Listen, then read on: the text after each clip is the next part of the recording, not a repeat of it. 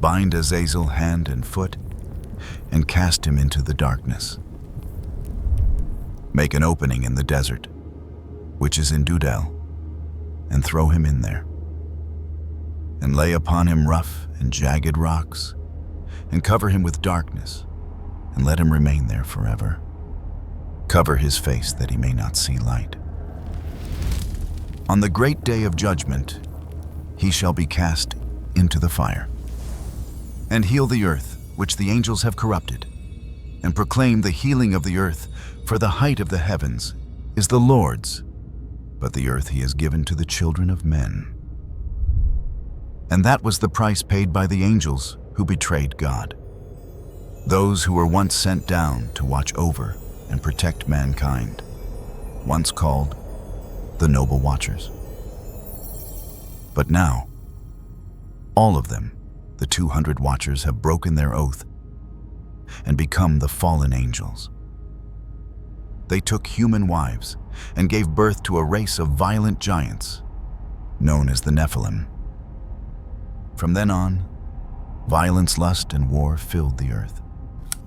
Yet no one could have imagined that this was only the beginning of a far darker plan, one woven since the dawn of creation.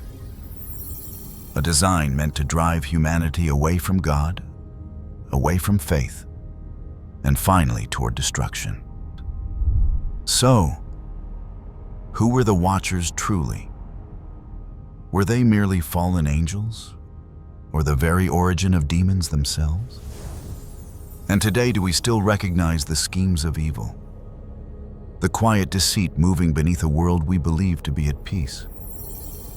Join SleepCodex as we uncover the mystery of the Watchers, the angels who betrayed God. The Book of the Watchers.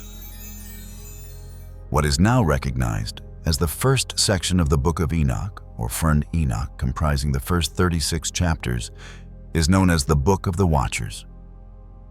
Scholars have long noted that this portion, along with the other sections of Warren Enoch, likely began as separate writings that recorded distinct ancient traditions. Beyond internal evidence, there is clear manuscript proof that the Book of the Watchers once circulated independently in Greek. The text survives in Ethiopic, like the rest of Warren Enoch, and in Greek fragments as well. Remarkably, it has also been discovered in both Greek and Aramaic among the Dead Sea Scrolls at Qumran. This wide range of textual witnesses allows modern scholars to approach the work with great confidence in its accuracy and historical integrity. At the very least, the Book of the Watchers can be traced back to the 3rd century BC. Today it remains the most well-known portion of Was, Enoch, famous for its account of the rebellion of the Watchers, a group of angelic beings who descended to earth, took human wives, and gave rise to the race of giants known as the Nephilim. Yet beyond this familiar story lies a wealth of lesser-known material, including profound visions of the day of the Lord and Enoch's extraordinary journey through the cosmic realms. The term Watchers used to describe these celestial beings appears not only in the Book of Enoch, but also in other ancient texts. In the Book of Daniel, the word is used 3 times to describe one of the holy ones who appeared in Nebuchadnezzar's dream, a vision foretelling that the king would be struck with madness and live like a beast until he acknowledged Yahweh as the Most High God.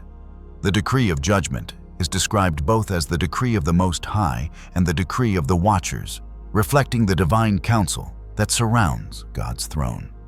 References to these beings appear elsewhere in the wider Enochic literature and in writings such as the Damascus document. Philo of Byblos even describes a class of heavenly intelligences called Sopa Shanayim, or Watchers of Heaven. The title Watcher likely denotes their original duty to oversee, guard, and protect humanity. Yet tragically, those entrusted with guardianship became the very agents of corruption.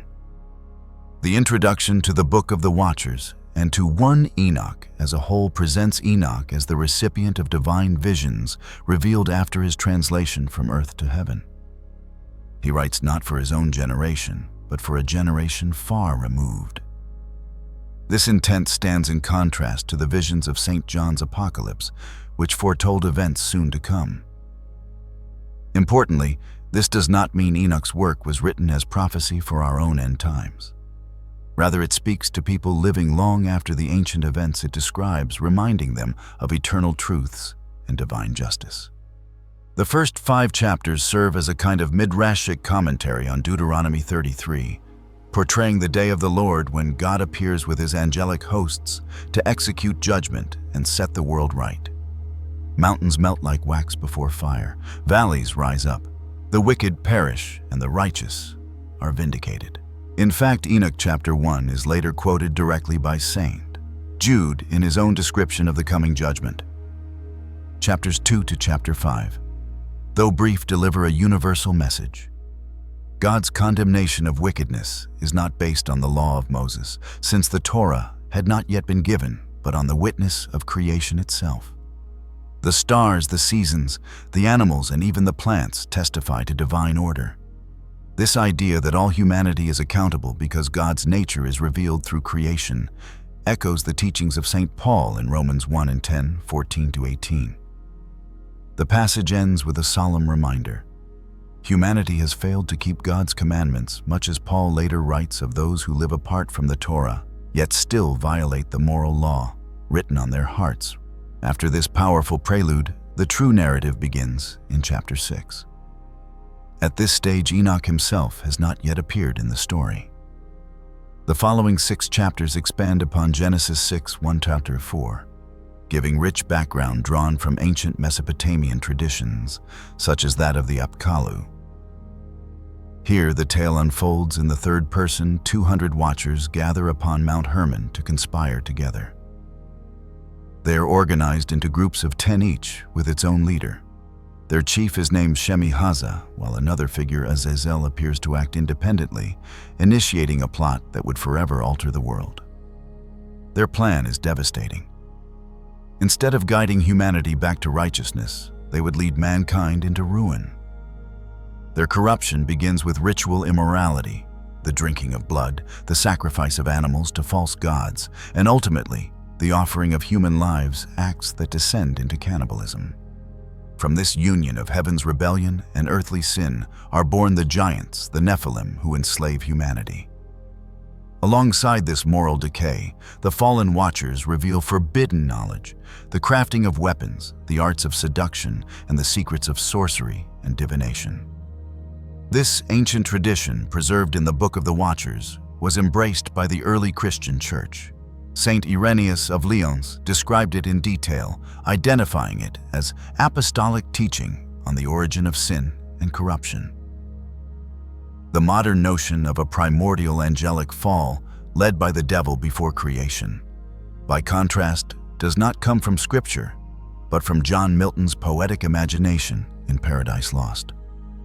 Though Enoch eventually lost canonical status in much of the Church after the 3rd century, its influence endured.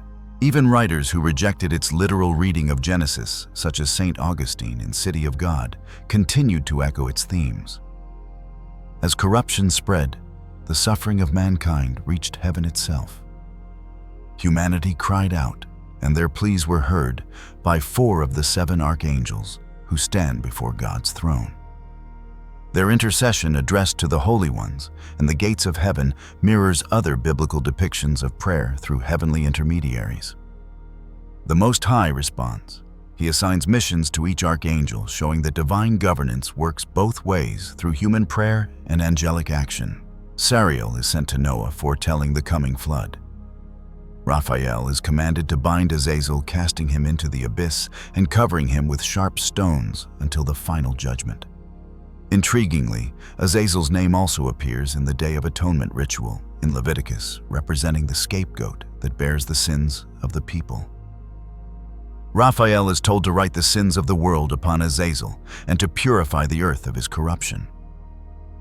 To him, says Enoch, chapter 10, ascribe all sin.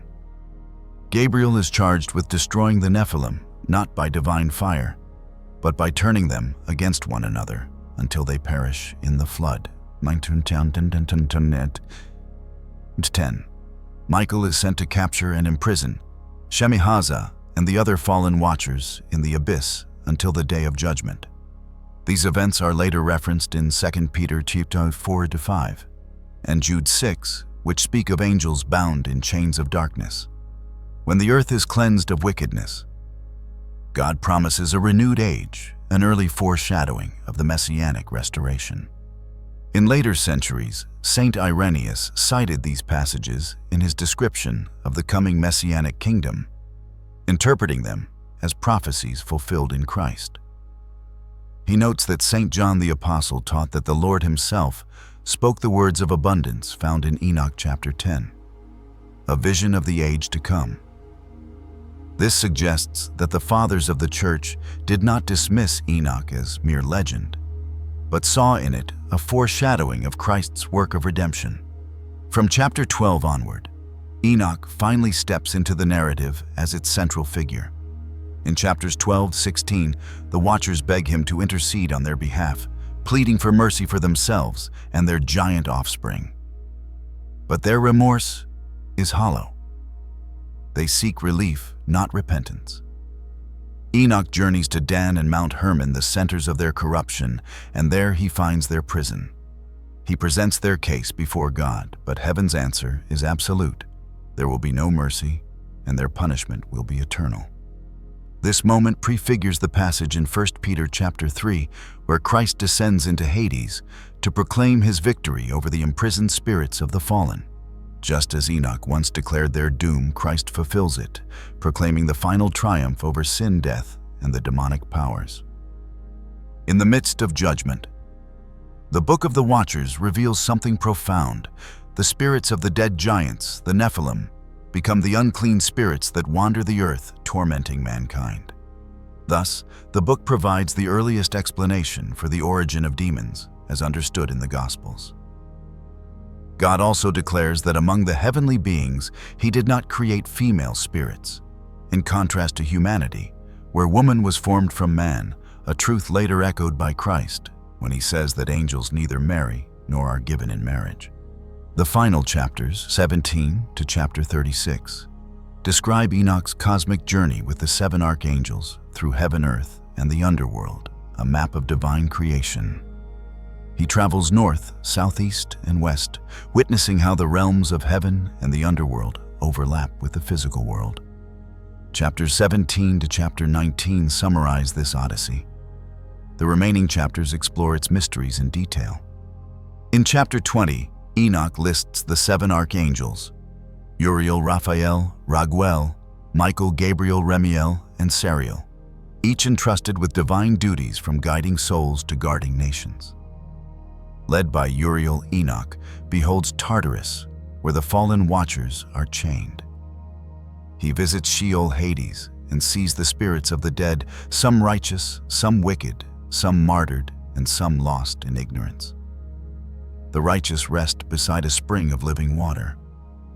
The martyrs cry out for justice, led by Abel, whose blood still speaks from the ground. Later, Enoch ascends the mountain of God, beholds his throne of judgment, and sees Jerusalem, the center of the world.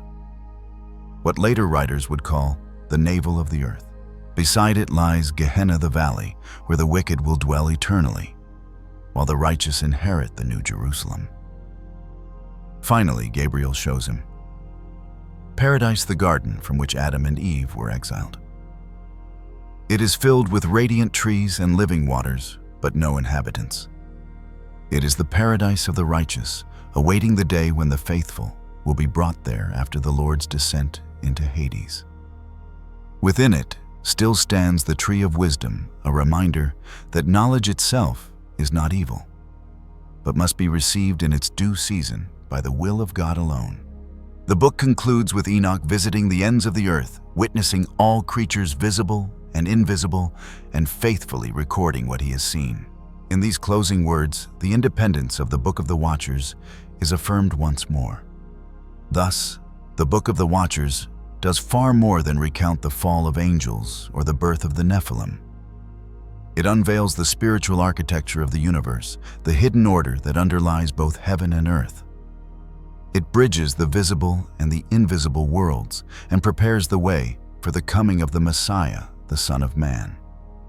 who will fulfill all things, a theme carried forward in the next great section of 1st Enoch, the Book of Parables. 1. Enoch, the Book of Parables, the Son of Man, and the Judgment of Heaven. After the watchers were bound, and the great flood had washed the earth clean, Enoch was no longer merely a scribe of the past. He was chosen by heaven to become a witness to something far greater, a vision where eternity and destiny meet. From this moment, Enoch was taken into the heavenly realm to behold what no mortal eyes had ever seen, the day of judgment, the return of the light, and the glory of the Son of Man. The second part of 1st, covering chapters 37 to 71, is known as the Book of Parables. It is not only the most profound section, but also the most divine. For here Enoch witnesses how divine justice is set in motion, how the Most High prepares to restore a world once corrupted by darkness. Unlike the first section that spoke of rebellion and fall, the Book of Parables begins with hope. Enoch is carried through radiant layers of clouds where countless voices of angels sing in unending harmony. And then amidst that blinding brilliance, he beholds a figure of pure light seated at the right hand of God, whose face shines brighter than the sun and whose gaze pierces through the seas and heavens. The angel tells Enoch, "This is the Son of Man, the one chosen before the foundation of time, hidden in glory, until the appointed day when he will be revealed to judge and to restore all creation." Enoch sees the throne of glory established amid flames and rivers of molten fire.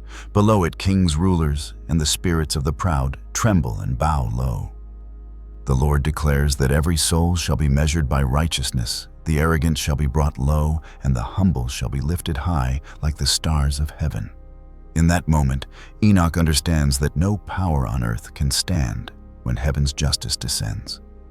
He is then shown the dwelling place of the righteous, radiant souls, shining like lamps in the night, singing in peace, chosen to dwell forever in the light of the Son of Man.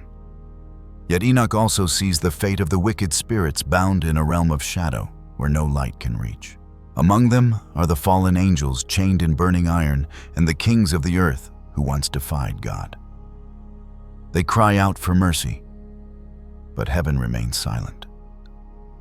Around chapters 54 to 56, at the heart of the second parable, Enoch is taken through the heavens once more. There he sees the place where the rebellious angels are imprisoned. The watchers who once descended to the earth took human wives and brought forth the giants that corrupted the world. But now, Enoch is no longer their intercessor as he once was. This time he is only a witness to their final judgment. He sees them bound in chains of iron and cast into a dark valley where rivers of fire flow like molten lava.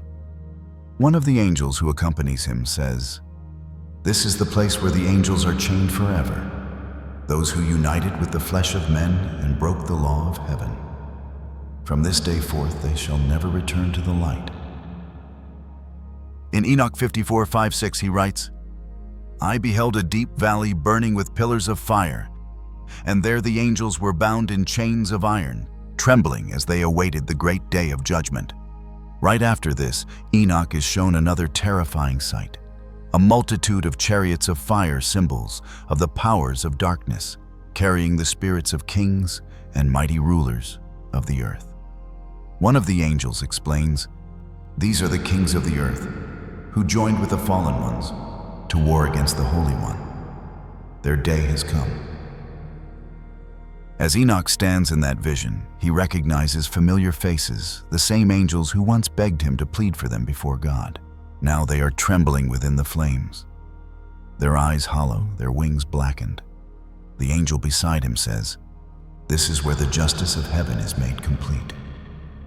Those who broke the boundary between the divine and the mortal must now bear the darkness they created." Enoch stands in silence, understanding that heaven has spoken and its judgment is final. After this, he is taken to the chambers of time, where the secrets of creation dwell.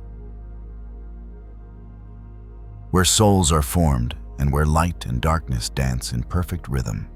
He sees the roots of the stars, hears the waters rising from the depths to the heavens, and realizes that all things are held together by divine order. Even when the world seems in chaos, heaven's justice flows like a hidden river, waiting for its time to rise again.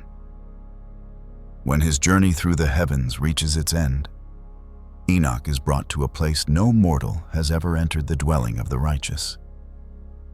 There he sees an eternal garden where trees shine like crystal silver rivers twist through the air, and the wind carries the fragrance of life itself. At the center stands the tree of life, its roots glowing like molten bronze, its fruit shimmering with pure light. The Lord says, "When the Son of Man returns, this tree shall give life to the faithful, and its light shall never fade." In that sacred moment, Enoch himself is transformed. He is no longer a mortal man, but becomes radiant, like the angels clothed in light.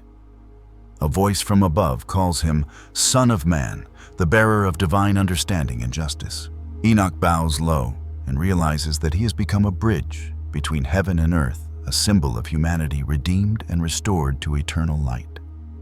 At last, God commands him to record everything he has seen, so that future generations would know that heaven's justice never sleeps and God's mercy never ends. Enoch beholds all of creation from the farthest star to the smallest soul, all bound together in the harmony of the divine. And as the vision fades, he understands that every fall, every sorrow, every shadow will one day pass away when the Son of Man returns in glory to make all things new.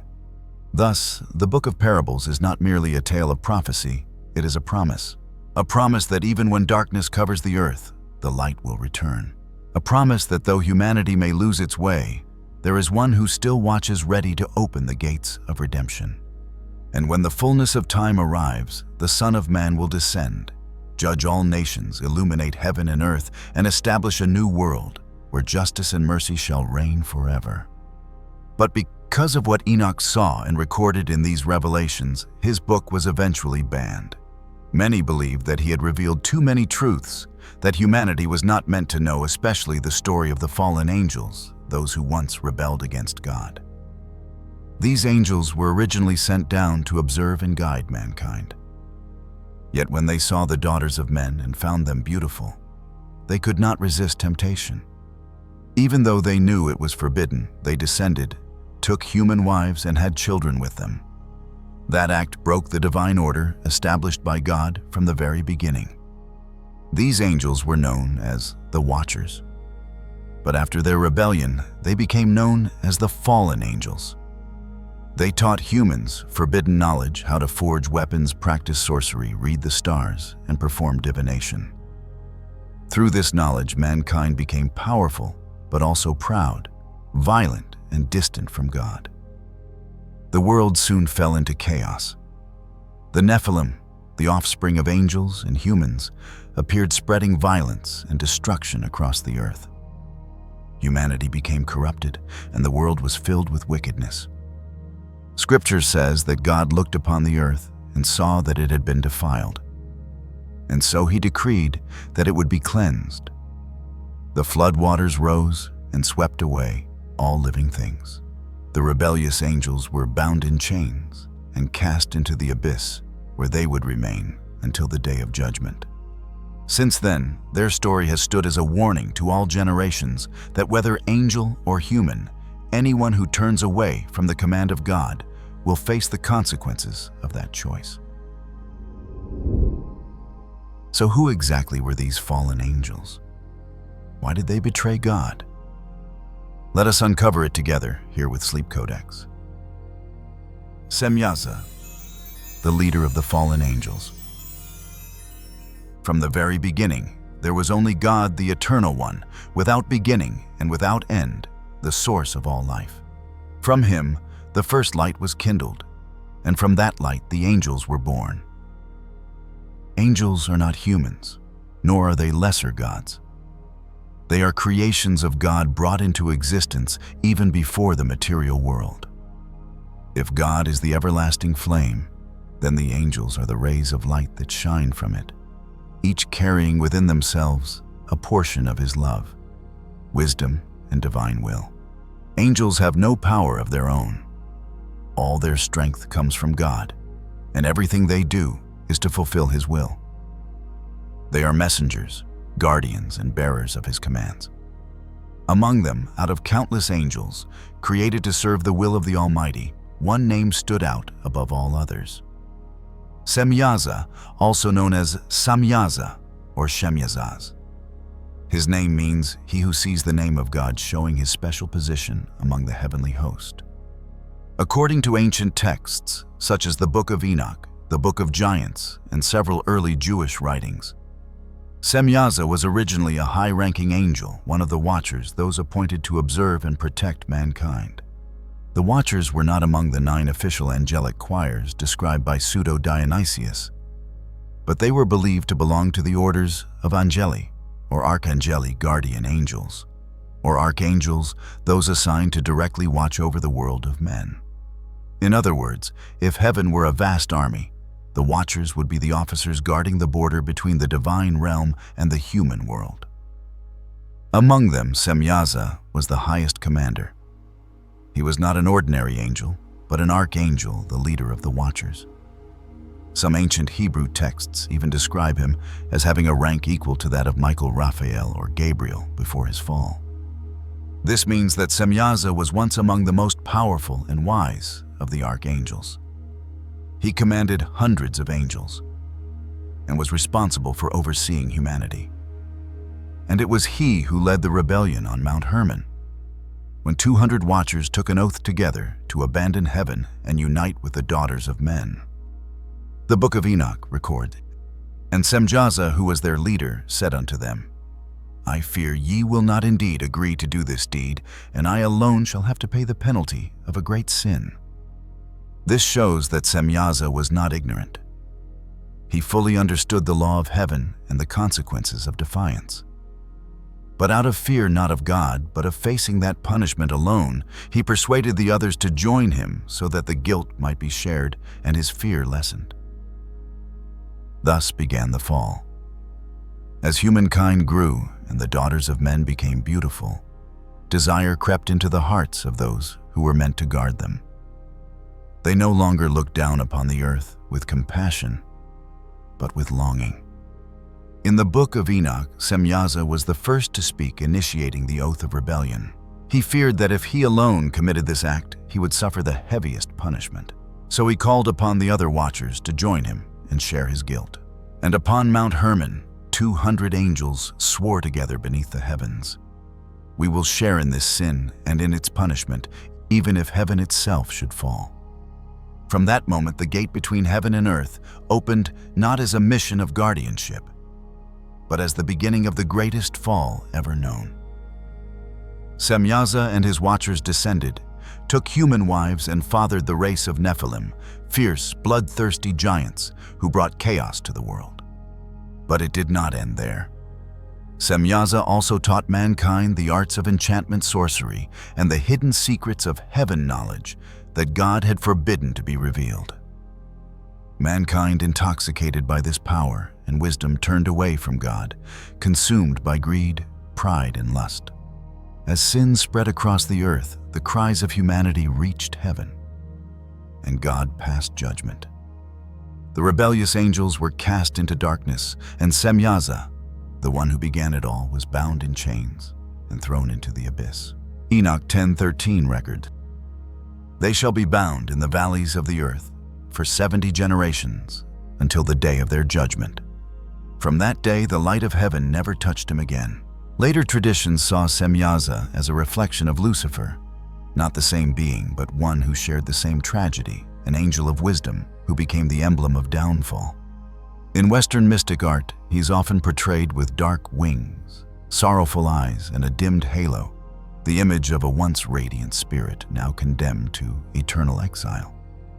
The story of Semyaza is not just the tale of a fallen angel. It is a warning for all of humanity. For in our desire to grasp divine knowledge, we may tread the same path he once walked, a path that began in glory but ended in the abyss. Yet within that darkness, there was another one, far more dangerous than Semyaza himself. If Semyaza fell because of his longing for love, this one fell because of knowledge and pride. He was not captivated by the daughters of men, but by the power of fire of iron and of the hidden forces of the universe. He believed that if mankind were given the knowledge of the gods, they could become divine themselves. And it was this misguided belief that opened the door to catastrophe. And from his teachings, humanity first learned destruction, a forbidden knowledge so dark that even angels trembled before it.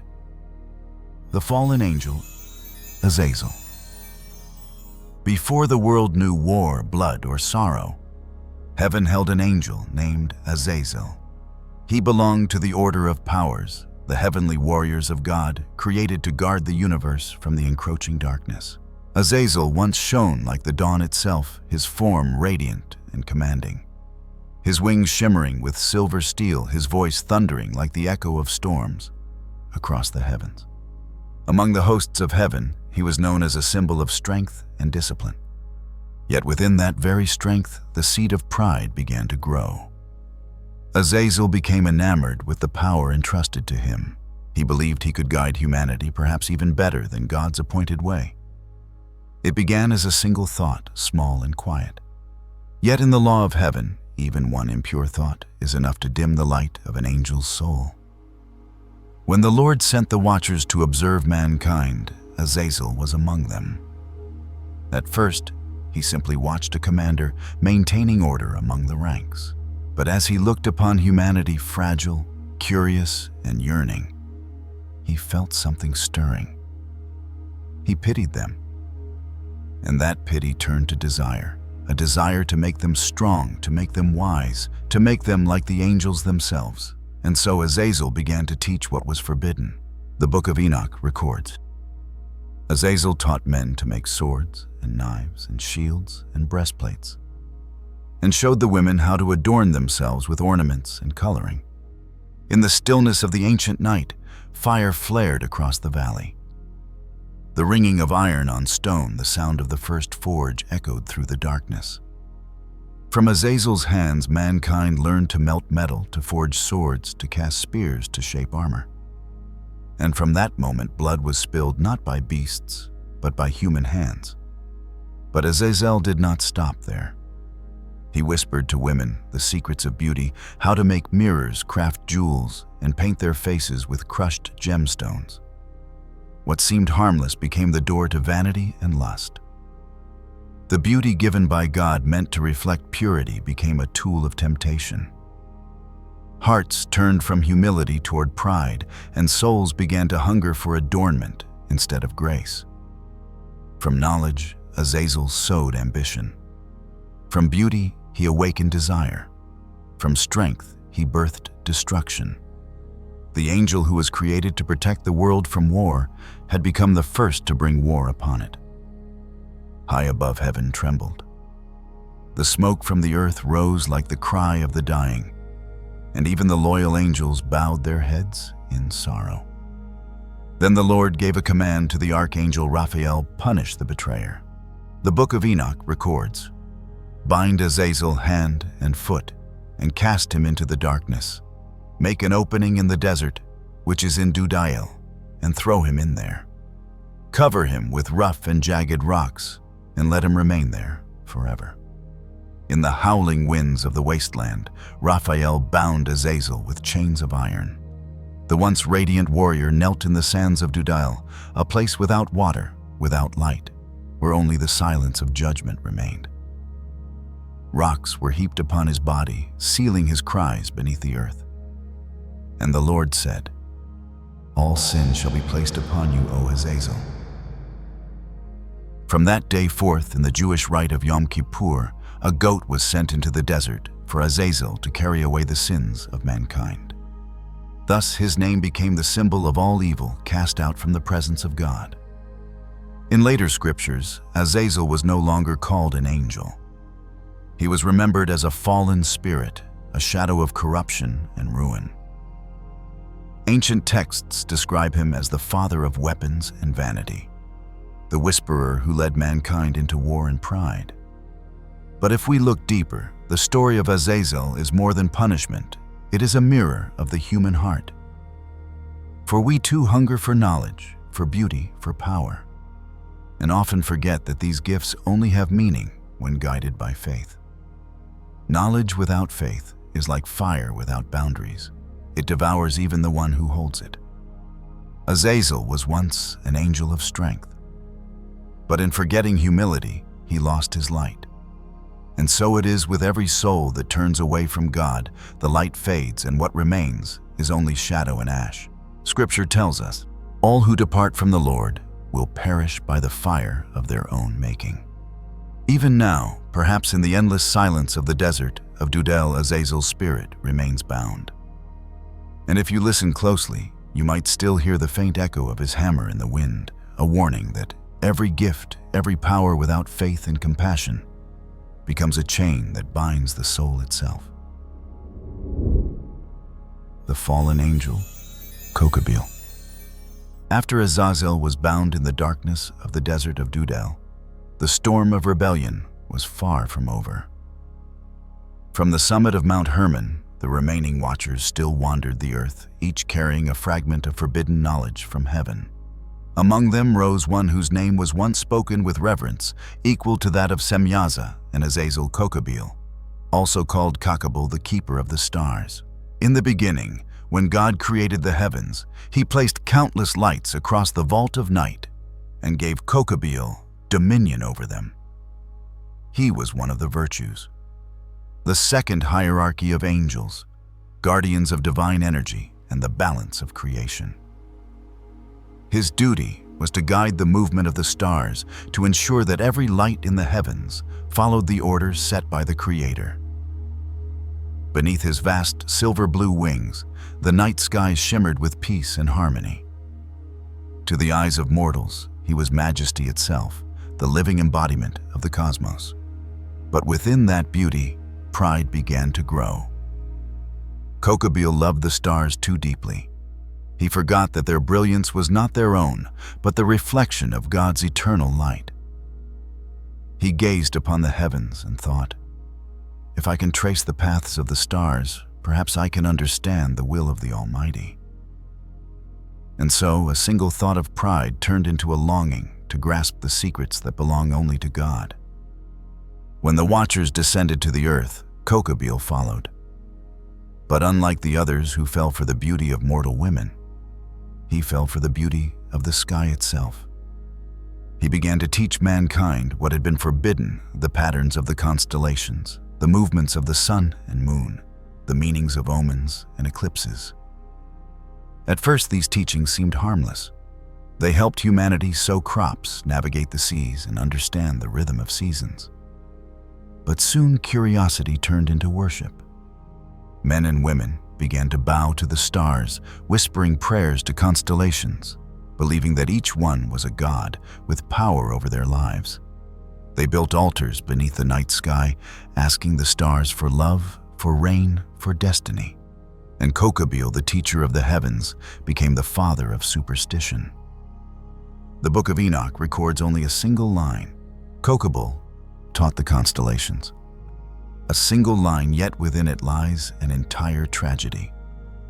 For from that moment, mankind began to turn away from the true light. They no longer prayed to God, but to the stars. They no longer sought faith within the soul, but signs upon the sky.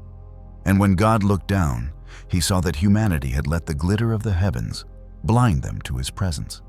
Then the Lord said, "He who teaches men to trust the stars instead of me has defiled the very light of heaven."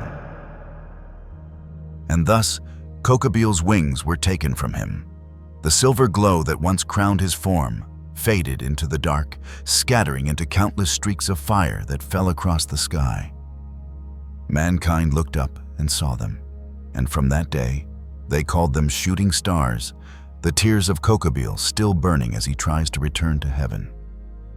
Yet the higher he reaches, the faster his light fades.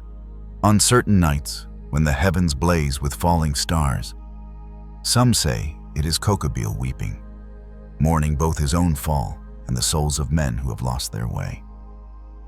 Since that time, astrology, the knowledge Kokabiel gave to humanity, has remained a double-edged gift. It opened the mind of man to the vastness of the cosmos, yet closed his heart to faith. People learned to measure, to calculate, to predict their destinies, but forgot how to pray. They read the stars, but not their own hearts. They searched the heavens for answers, but forgot the Creator who made the heavens themselves. And so Kokabiel, once the guardian of the stars, became the angel of illusion. He no longer kept the order of the skies, but watched over the shadows behind them. He no longer bore the light of God, but carried the cold, distant glow of knowledge without faith. The story of Kokabiel stands as a warning for all generations. Knowledge without faith leads only into the night. For the light of the stars, no matter how beautiful, is but a distant echo, never warm enough to save the soul. The fallen angel Armaros, the breaker of enchantments. Among the 200 fallen angels named in the Book of Enoch, there was one whose role was quiet, almost forgotten. Yet his fall was among the most subtle and dangerous of them all. His name was Armaros, also called Armaros, the one who dissolves enchantments. Before his fall, Armaros was one of the powers, the celestial warriors of heaven, guardians of divine order. He was entrusted by God to protect the souls of men from dark magic and demonic curses. He knew the language of spirits, the boundaries between blessing and corruption. In heaven, he was revered as a keeper of the sacred law, the angel who could break any spell, who stood between light and shadow. But curiosity, as it often does, began to whisper. Armaros wondered, if I can undo enchantments, could I not also create them? And in that single question, pride was born. The pride of one who wished to command both good and evil alike. When the Watchers descended to earth, Armaros followed. Not out of lust like Semyaza's host, but out of fascination. He saw humanity trembling in fear, fear of disease, fear of death, fear of unseen spirits. And in that fear, he saw a reflection of himself. He wanted to help. Or perhaps he wanted to prove that he could. So he began to teach mankind the art of dissolving curses. He showed them the power of words, of herbs, of symbols, the ways to ward off darkness and drive away evil. At first, the people praised him, calling him the angel of deliverance. But soon, as always, knowledge turned to temptation. For in order to break a curse, one must first understand how it is made. And once mankind understood, they began to create. What was meant to free them became the very tool that enslaved them. Spells multiplied, charms spread, and superstition took root in every home. The knowledge that had once come from heaven now chained the earth in fear. The Book of Enoch records simply, Armaros taught the resolving of enchantments. Only 7 words, yet within them lies a paradox. For the angel who taught men to break curses could not break the one upon his own soul. Each spell he taught was like an invisible chain wrapping tighter around him. He gave humanity a weapon against fear, but in doing so planted in them a greater one, the illusion of power. Soon people no longer sought faith. They sought control. They trusted charms more than prayer rituals, more than repentance symbols, more than the Spirit of God. And in their desire to master the unseen, they forgot the one who created all things seen and unseen. Heaven grieved.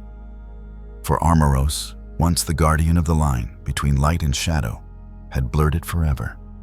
And so came judgment.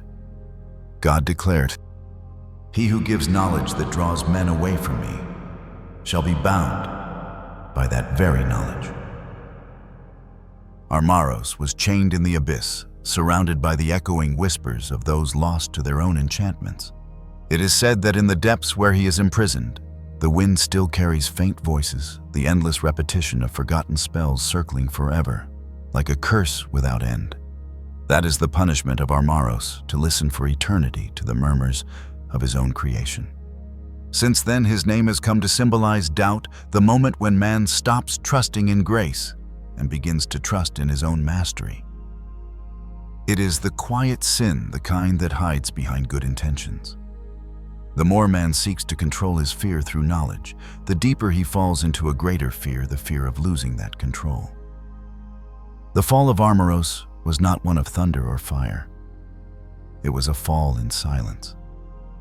No rebellion, no defiance, only a slow drift away from trust into the cold solitude of pride. And perhaps that is the most dangerous fall of all, when one believes they are still serving the light, yet have already turned away from the face of God. The fallen angel Shamsiel, the twister of the sunlight. In the dawn of creation, when heaven and earth were yet without boundary, God appointed one angel to guard the light of day. Shamsiel, whose name means light of the sun. To him was given the sacred task of watching over the path of the sun, to kindle its fire each morning and let it rest in peace each night. With golden wings that shimmered like dawn and a stature radiant among the heavens, Shamsiel shone as the very image of celestial brilliance. Wherever he moved, the skies blazed with glory, and the hosts of heaven bowed before the purity of his light. Shamsiel was one of the virtues, the order of angels governing natural forces, light, flame, and the motions of creation. He held not only the power of light, but also the wisdom to teach mankind about the sun, about time and seasons. Because of him, humans learned to till the soil to measure the days, to warm themselves to discern the seasons for sowing and reaping. He brought them knowledge, and with knowledge, temptation. For those who dwell too close to light often forget that the light is not their own. And that was the beginning of Shamsiel's fall. According to the book of Enoch, Shamsiel was among the watchers who swore the oath upon Mount Hermon with Semyaza and Azazel. But unlike them, his fall was not born of desire or bloodlust, it was born of pride. He began to believe that he understood the divine light better than any other, that he could wield it as he wished. And within his heart grew a thought, soft at first, but deadly. If light can warm, it can also burn. If I command the sun, the world shall bow before me. From the light of God, he forged a false light, one dazzling and powerful, but stripped of compassion. He taught mankind to watch the sun, to read its signs, to divine their fate through light and shadow. At first, his teaching seemed wondrous. People gazed upon the sun and sought in its glow the mysteries of the future. But in time, they forgot the source of the light itself. Shamsiel turned the knowledge of the sun, the symbol of life, into a tool of prophecy and superstition. People began to worship the light, but no longer the creator of light. They built altars beneath the dawn, offered sacrifices at noon, and prayed to the fire of the sky. And as humanity bowed before the sun, Shamsiel smiled, believing himself to be the guide of mankind. But his light had become distorted. It no longer illuminated the path to heaven, it blinded those who followed it. When light loses its purpose, it becomes fire, and that fire scorched the heavens. When God saw that men had begun to pray to the light instead of to him, he spoke. "You have turned my light into a weapon of pride. Therefore the light shall leave you, and you shall dwell forever in the brilliance of your own darkness." And so Shamsiel was cast down from the realm of pure light. His golden wings burst into flame and turned to shimmering ash scattered across the sky. The ancients said that whenever the sun sets crimson upon the horizon, it is Shamsiel weeping at the twilight of his own glory. Banished from heaven, Shamsiel still retained a fragment of his former radiance, but it was no longer pure. He wandered the earth, shining upon those who sought knowledge but lacked faith. His light inspired them, deceived them, filled them with certainty that they had found truth. Yet every truth he offered was a mirror, not the source. It was the light of arrogance, a brilliance that made mankind believe they understood the cosmos even as they drifted farther from God. The book of Enoch records Shamsiel, who taught the signs of the sun. A single line, yet the most tragic of all. An angel chosen to teach men to honor the light instead led them to worship it. A guardian of the day became the bringer of darkness at noon. It is said that on the hottest days, when the sun burns the earth and the sky blinds the eyes, that is the passing of Shamsiel's light. A silent reminder that light is not always grace. Sometimes it is a trial. Sometimes it is the veil that blinds us from the true light, the light of faith. The story of Shamsiel stands as the final warning among the 4 fallen angels. When light no longer shines for God, it becomes the fire that consumes the one who bears it. But even as Shamsiel fell from the brilliance of the sun, there was yet another who claimed dominion over the skies, one whose fall came not through love nor fire, but through the storm itself. His name was Baraqijal, the angel of lightning and divination. The fallen angel, Baraqijal, the angel of lightning and divination. In the beginning, when thunder first echoed across the newborn sky, mankind trembled, for they believed it was the voice of God. In every flash of lightning, they saw the power of creation itself, and they bowed in awe before the one who ruled the heavens. But among the hosts of heaven, there was one who listened not to worship, but to understand. One who believed he could read the mind of God through the language of storms. That was Baraqijal, whose name means lightning of God. Baraqijal was one of the virtues.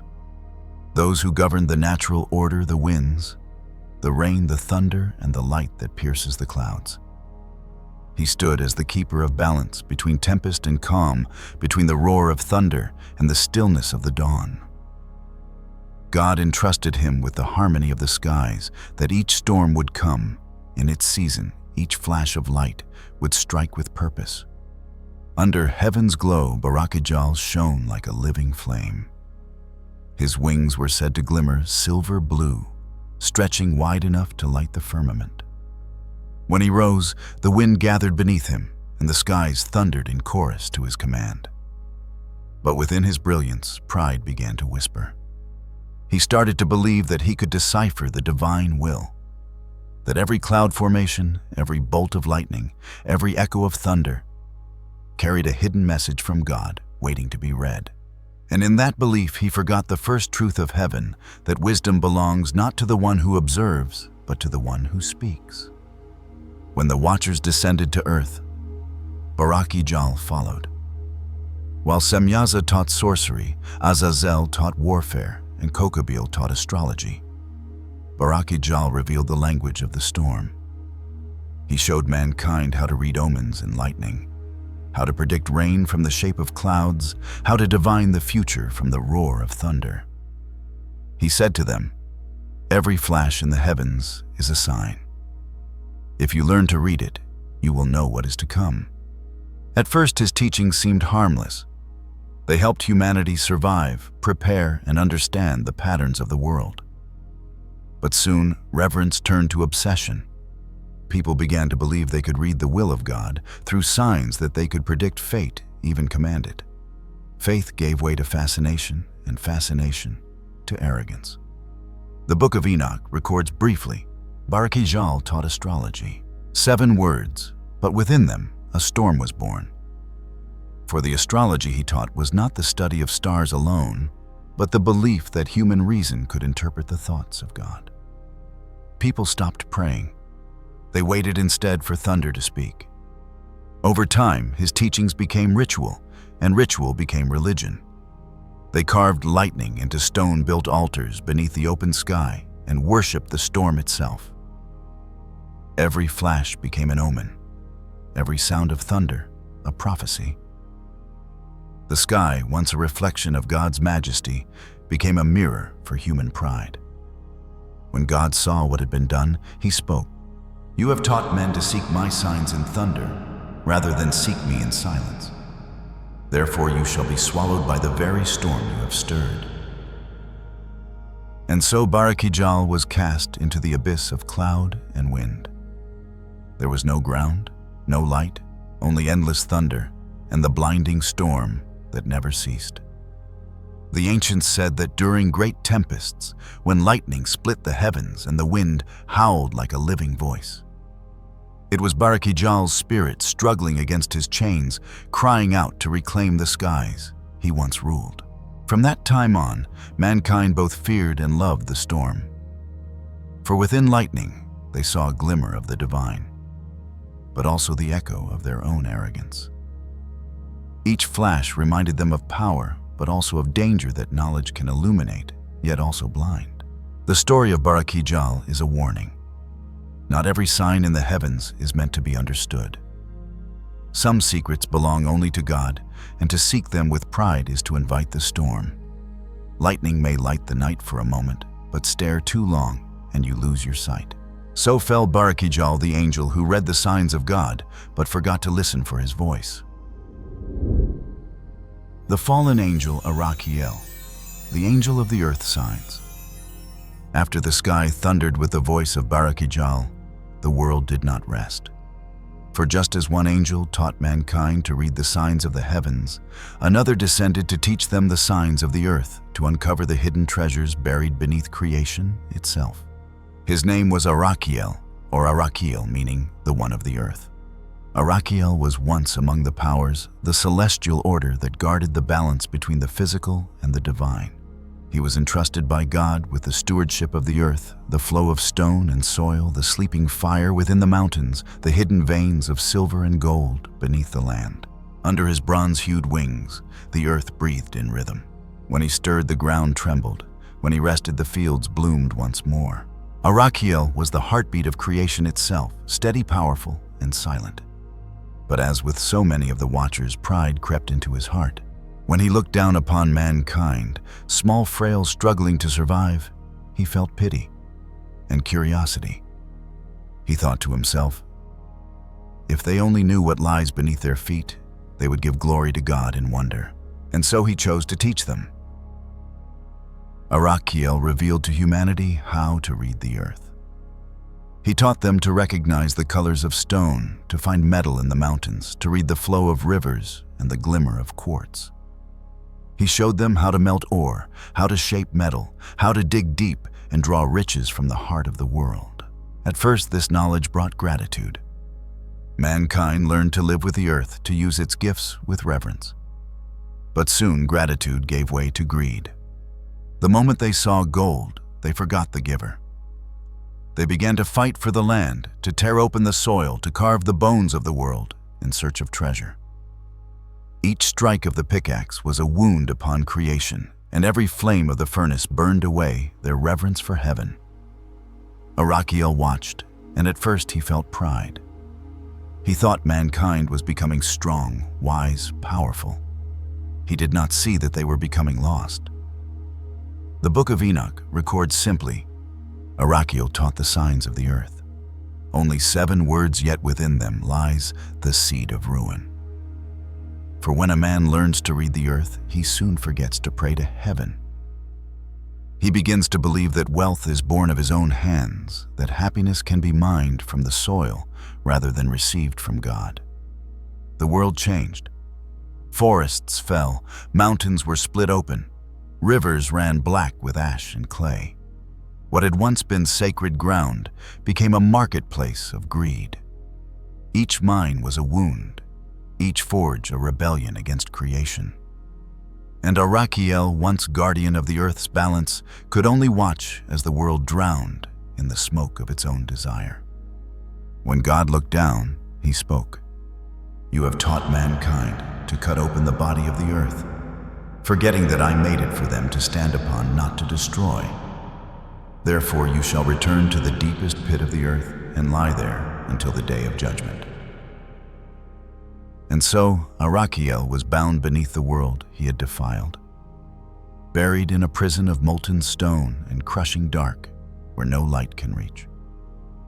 The ancients said that when volcanoes erupt, it is Araqiel's wrath rising from the depths, the angel of the earth trying to break free of his chains. But the more he struggles, the deeper he sinks. Since that day, mankind has learned to read the land, but forgotten how to read the soul. They can find gold, but not peace. They can mine the earth, but cannot heal it. They know how to possess, but not how to preserve. The story of Araqiel stands as a warning. Not every treasure hidden in the earth is meant to be taken. Some gifts were made to sustain, not to consume. And when humanity forgets that truth, the very ground that holds them will one day bury them. In the end, all men return to the dust. And deep beneath the soil, the angel Araqiel still listens to the hammering of human hands echoing like the distant sound of his own ancient sin. The fallen angel, Ezeqeel, the challenger of heaven. After Araqiel was buried deep within the eternal darkness of the earth, the skies above continued to tremble. For just as one angel had taught mankind to read the signs of the soil, there was another who came to teach them to read the clouds. If Araqiel had awakened the greed of the earth, then Ezeqeel awakened the ambition of the sky. His name means the strength of God. Ezeqeel was one of the virtues, the order of angels who govern the natural world, the rain, the wind, the thunder, the clouds, and the breath of life itself. He was the messenger who carried the wind of heaven to the farthest lands, who brought rain to the barren deserts, and drew the rainbow after the storm as a sign of divine mercy. With wings gray and white as the summer clouds, Ezeqeel moved across the firmament. His very breath could calm even the fiercest of gales. Mankind once thanked him, for through him came the rain, the harvest, and the renewal of life. Yet, in the splendor of the skies, Ezeqeel began to hear the sound of his own wind, and within it, the echo of pride. Looking down upon the world, he thought, if I can guide the winds and command the rain, then do I not hold the power of heaven itself? And so he began to teach mankind how to read the climate, to study the clouds, and to foresee the weather. He showed them how to read the direction of the wind, how to divide the layers of the sky, how to measure the air, and how to foresee storms before they arrived. At first, this knowledge helped humanity survive, avoiding disaster and saving their crops. But soon they began to believe they could control nature. From knowledge, they made tools. From tools, they made technology. And from technology, they built an illusion that mankind could alter the climate. Stop the storms, summon rain, command the winds, even reshape the destiny of the planet. The Book of Enoch writes, Ezeqeel taught the knowledge of clouds. A single line, yet a warning to all generations. For the clouds, once symbols of the divine, the veil of God's dwelling, became the subject of human experiment. Instead of reverence, there came calculation. Instead of prayer, there came planning. And in the silence of heaven, Ezeqeel smiled, for he saw mankind walking the same path he once took. But no one can control heaven. For when man believes he can conquer nature, nature will answer. Strange signs began to appear before humanity's eyes. Hail in midsummer snow in the desert, and crimson storms rolling across the oceans. Each tempest seemed to possess a will of its own, devastating lands once thought untouchable. In America, red hurricanes tore through Florida, Texas, and Louisiana, swallowing entire cities, leaving behind wastelands of ruin. In Japan, the Philippines, and China, super typhoons struck with Category 5 winds, flattening everything in their path. Across Europe, snow fell in June. In the Middle East, flash floods swallowed deserts. And in the far north, the ice melted and wept as though the heavens themselves were crying. It is said that each of these storms bears the mark of Ezeqeel, the fallen angel still wandering among the clouds, breathing his restless spirit into the winds to remind mankind that none can command the sky. And when God looked down, he spoke. You have taught men to believe they can command me. Now watch as the winds rise against them. From that day, Ezeqeel was cast into the lowest clouds, where thunder collides with lightning and sunlight never breaks through. People say that when a storm rages and the lightning splits the heavens, it is Ezeqeel thrashing against his chains, bound between wind, water, and fire, never to touch the earth nor return to heaven. Today, the world still lives by Ezeqeel's knowledge, with forecasts, models, and illusions of control. But each time the storm descends, each time cities crumble, each time the ocean swallows the shore, mankind rediscovers an ancient truth. Heaven does not need man to function. And when nature rises in wrath, all science becomes small. Consider the great hurricanes that have struck our age. Katrina in 2005 drowned the city of New Orleans in a sea of chaos. Levees collapsed, skyscrapers were swallowed, and the proudest city of the South fell silent beneath the waves. Science could predict, but it could not prevent. Then came Harvey and Irma in 2017. Twin tempests tearing through Texas and the Caribbean, flattening entire towns. From space satellites captured their swirling eyes, vast, unblinking cold staring down upon a trembling world. Barely a year later, Hurricane Michael struck Florida, shredding everything in its path. The beaches, once radiant with life, turned into deserts of concrete and ash. They called it the storm of the century. Yet a few years later, stronger storms returned. And then came the red storms, once thought impossible. Across the world, from California to Australia, skies bled crimson as fires merged with thunderclouds. Lightning crackled through smoke, and the heavens turned red, a storm of fire, ash, and wind, where earth and sky became one in fury. In Japan, Typhoon Hagibis struck with winds over 300 kilometers per hour, leveling cities once thought invincible. In the Philippines, Haiyan rose as one of the most powerful storms in human history, the ocean rising like a wall to devour entire towns in minutes. In China, Typhoon Lakima forced millions to flee breaking dams once built to defy nature. And still, the storms came. Even Europe, once calm and steady, faced hail and snow in summer. In the Middle East, floods drowned deserts long untouched by rain. And at the edges of the Arctic, the ice cracked open, releasing rivers of water into the sea, the world's frozen crown melting as if the sky itself wept. Through all this, many still believe that somewhere within the raging clouds, Ezeqeel still breathes. The scream of the wind is not only the voice of nature, but the whisper of that fallen angel reminding mankind. You may calculate, but you cannot command. You may measure, but you cannot rule the sky. Even at the height of science and technology, man remains but a fragile creature beneath the heavens. And when the sky grows angry, no power can stand against the wrath of God. The story of Ezeqeel is not only a warning from the past, it is a prophecy for our age. For in this era of machines, algorithms, and artificial intelligence, where mankind believes himself divine, the sky still keeps its final authority. Because heaven does not belong to man. Man belongs to heaven. The fallen angel Kasdeja, the angel of corruption. Among all the fallen angels named in the book of Enoch, none bears a sin more grievous than Kasdeja, the one who taught mankind to destroy the holiest gift of all life itself. Before his fall, Kasdeja was one of the powers, the celestial guardians of balance, those who stood between life and death, between the divine and the mortal. He was entrusted by God to protect the sanctity of creation, to ensure that every living soul entered and left the world according to the will of heaven. He understood the mystery of birth and the return of the spirit to its maker. He was for a time among the purest of angels, a keeper of the sacred order of life. But knowledge is a double-edged light.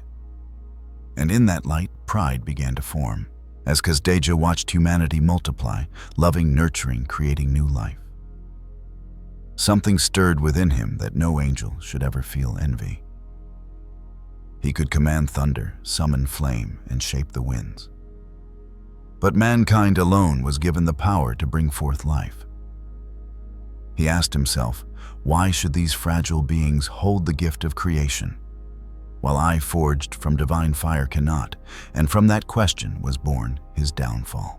He descended to earth not to guide, but to corrupt.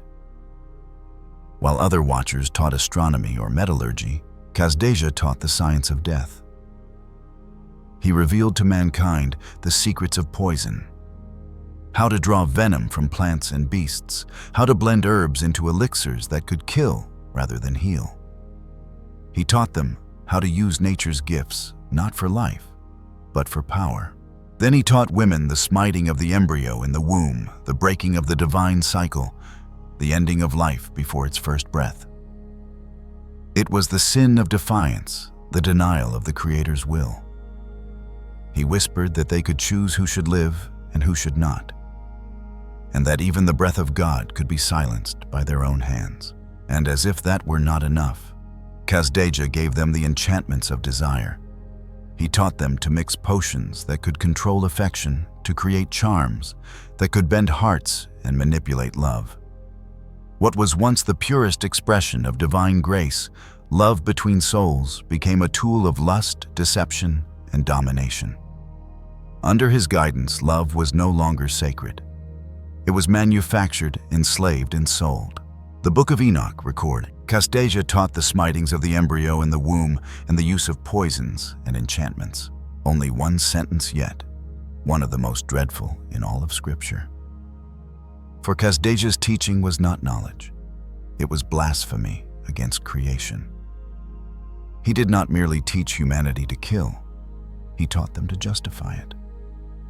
He whispered, "You no longer need faith. You hold the power of life and death in your own hands." And humanity listened. They made poisons in secret. They used herbs to harm, charms to control, and knowledge to corrupt. They called it progress. They called it science. And in their arrogance, they did not see that they were walking the same road as Kasdeja, the road of rebellion disguised as enlightenment. God saw what had been done, and he spoke, "You have defiled my creation. You have turned grace into a weapon and love into chains. Therefore you shall drink the poison of your own making, and let your sin become your eternal prison." Kasdeja was cast into the abyss, a place without air, without warmth, without life. It is said that every time an unborn soul is silenced, a single drop of venom falls from that pit. The tears of Kasdeja, the fallen one who cannot escape the echo of his crime. Even now, the world still lives under the shadow of his knowledge. Humanity forges chemicals and weapons, designs, toxins and plagues, and calls them innovation. They alter the essence of life in the name of progress and shape creation according to their will. Yet, in the silence of laboratories and factories beneath the hum of machines, there are whispers in the air. The voice of Kasdeja, soft and cold. "You have forgotten the boundary between creation and destruction." The story of Kasdeja is a chilling reminder: life is sacred, and whoever dares to control it will pay the price not by human law, but by divine wrath. For life belongs to God alone, and only God may take it away. Other fallen angels in the Book of Enoch. After the chief angels were cast into the abyss, many others among the ranks of light continued to fall, not through open rebellion, but through a desire for knowledge that reached beyond what was permitted. Each represented a different fragment of distorted light, where divine wisdom became the root of sin. Among them, the first name recorded is Azazel. Many ancient texts regard him as a shadowed reflection of Azazel, perhaps even another form of the same being. Azazel was once a master craftsman, skilled in shaping matter and forging creation itself. But his talent became his downfall, for he taught mankind how to forge weapons and ornaments, turning art into vanity and creativity into war. If Azazel symbolizes the fall through knowledge, then Azazel embodies the fall through ambition, the desire to rise higher than the gifts of God himself. It is said that in the desert, where he was bound, the sand still burns whenever mankind uses knowledge to destroy. While the fires of Azazel and Azazel still burned, another angel chose a quieter path to ruin Semyaza, the seeker of perfection. His name means perfection of God. Yet it was his thirst for divine perfection that led to his imperfection. Semyaza taught mankind the secrets of the oceans and the stars, the movement of water and the rhythm of time, the hidden structure of heaven and earth. But in human hands, this knowledge became sorcery, astrology, and divination, the illusion that man could read the mind of God. Shamsiel became the emblem of knowledge without boundary, a light that shone too deeply into the void and was swallowed by it. From Shamsiel's curiosity was born another sin temptation. Baraqijal, also called Baraqijal, was once known as the eyes of heaven. But the light in those eyes dimmed when he taught mankind the art of enchantment, how to captivate through beauty, to control through words, and to possess through desire. He turned beauty, once a mirror of divine perfection, into a weapon of seduction. And wherever beauty is used to manipulate the soul, it is said that the gaze of Baraqijal still lingers. Once humanity had learned to charm and to deceive, they began to crave power over the unseen world. That was when Ananel once called. The grace of God descended and lost his grace forever. He taught men the rights of summoning spirits and communicating with the dead, opening a door between life and death that only God himself may open. From him, humanity learned to call the wandering souls, but with them came things that were never meant to be called. Ananel symbolizes the curiosity that defies the sacred, the yearning to understand everything, while forgetting that some mysteries were made to be believed, not touched. And while Ananel reached into the darkness, Ezeqeel reached for the light, but an artificial light. His name means angel of purity. Once the keeper of heaven's radiant glow, he taught mankind to make light with their own hands. Light born not from God, but from fire metal and the power of matter. From this knowledge came fire, then energy, then the atom itself. Ezeqeel became the emblem of corrupted illumination, the moment when man used the torch of knowledge to set the world ablaze. From light came shadow. Araqiel, whose name means the concealer of God, was once the angel of hidden wisdom. But instead of revealing truth, he taught mankind how to hide it, how to twist words, distort meaning, and turn knowledge into a veil for deception. He became the symbol of truth, manipulated by power, where knowledge no longer serves righteousness, but ambition. As knowledge turned into weapons, mankind began to build walls to protect what they possessed. Then came Turiel, the mountain of God. He taught humans the art of architecture to build towers, fortresses, and walls. At first, it was for safety. But soon those walls became barriers, dividing man from man and heart from heart. Turiel embodies the defensiveness of the soul, the instinct to build walls both around kingdoms and within the heart, forgetting that God created man to connect, not to divide. And finally, when all light had dimmed and repentance was no longer found, one name echoed through the silence: Semyaza. They say he was the last ember of the old rebellion, the remnant of Semyaza's flame. He knew he had sinned, yet he refused to bow. Semyaza is the embodiment of defiance without repentance, the soul that has lost all humility before the Creator. If Semyaza was the flame of rebellion, Semyaza is the ash of pride smoldering in silence, waiting for one last chance to burn again. All these names, Azazel, Shamsiel, Baraqijal, Ananel, Ezeqeel, Araqiel, Turiel, and Semyaza, are not merely fragments of ancient scripture, but reflections of the same weakness that lies within the human heart. For within each of us dwells an Azazel longing to create beyond God, a Shamsiel thirsting for forbidden wisdom, a Baraqijal yearning to be adored, a Araqiel tempted to twist the truth. And that is why the story of the fallen angels never fades, because it is not only the story of heaven's past, but of humanity's present.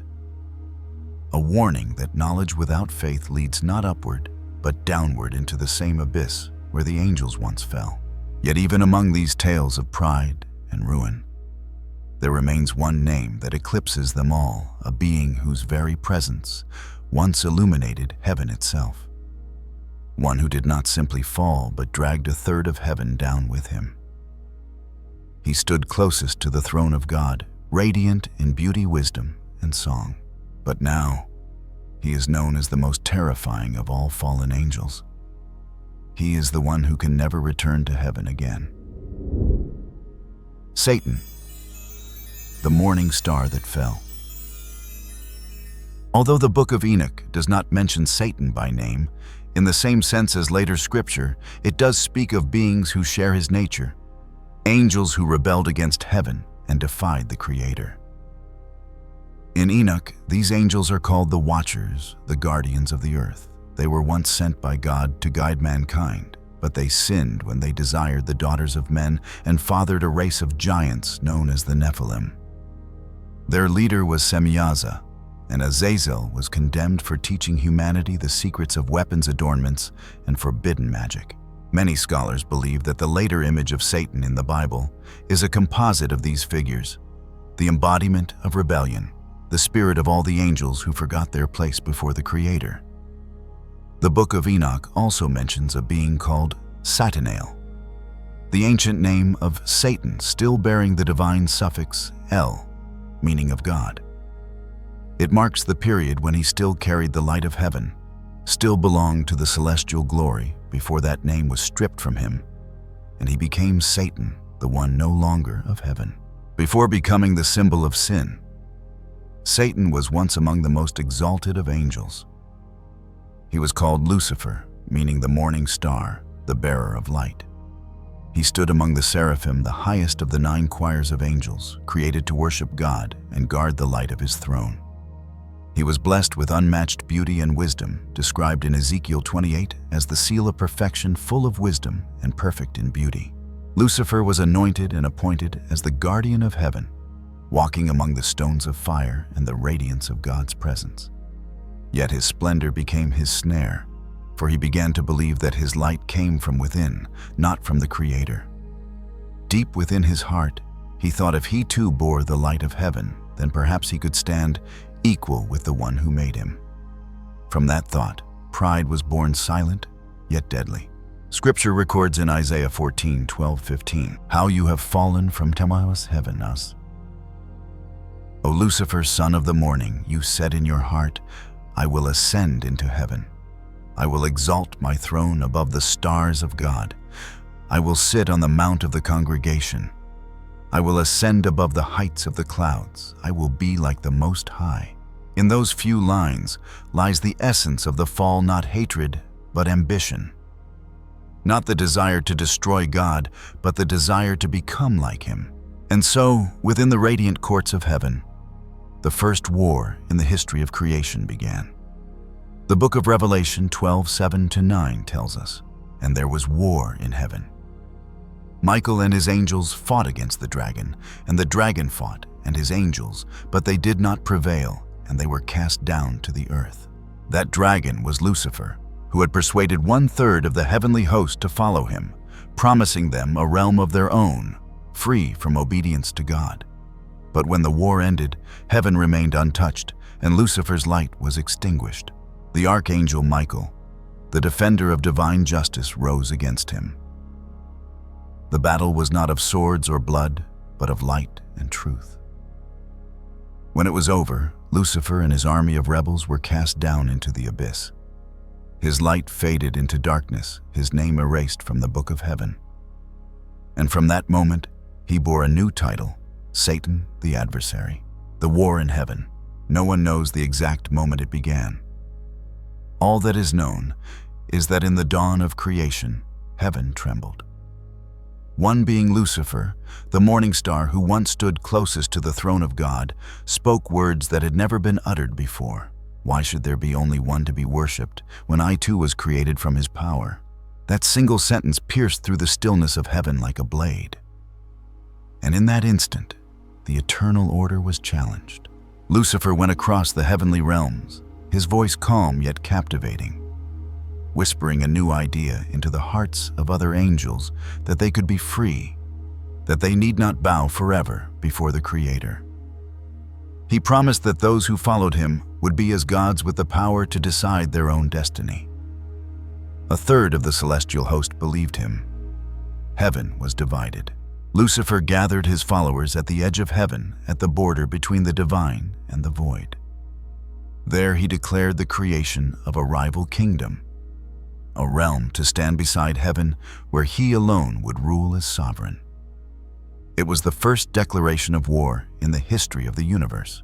God did not strike him down immediately. Instead, he gave him one last chance. Lucifer, return. Everything you have was given by me.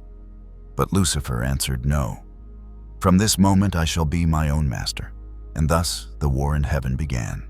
The archangel Michael, appointed by God to defend righteousness, led the armies of heaven. Opposing him was Lucifer, commanding a third of the angels, once brothers, now enemies. The heavens thundered. The sound of countless voices rose like a single cry of destiny. Wings stretched across the vast expanse, and the weapons of angels shone like stars in motion. This was not a battle of fire or blood, but a clash of will and faith. Lucifer fought for ambition. Michael fought by divine command. Every strike resounded like thunder. Every vow of loyalty became strength itself. Lucifer believed he could overturn the ancient order. But Michael spoke only one sentence: no one can be like God. Those words were the final judgment.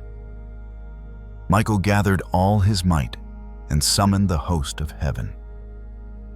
When he raised his sword, the firmament split apart, and the power of God descended with unstoppable force. Lucifer was cast down from the heavenly court, and his rebel army was swept from the skies. Revelation 12:7-9 records it. And there was war in heaven. Michael and his angels fought against the dragon, and the dragon and his angels fought back. But they did not prevail, and they were cast down to the earth. The gates of heaven closed. Lucifer and those who followed him fell into the abyss, a realm without time, without glory, echoing only with the sound of defeat. From that day on, he was no longer Lucifer the morning star, but Satan the adversary. Yet even after being cast into the depths, Satan never ceased his schemes. He sought to corrupt humanity, to lure mankind away from God and into destruction. Just as he once tempted Eve to eat the forbidden fruit, leading both Adam and Eve to be cast out of Eden.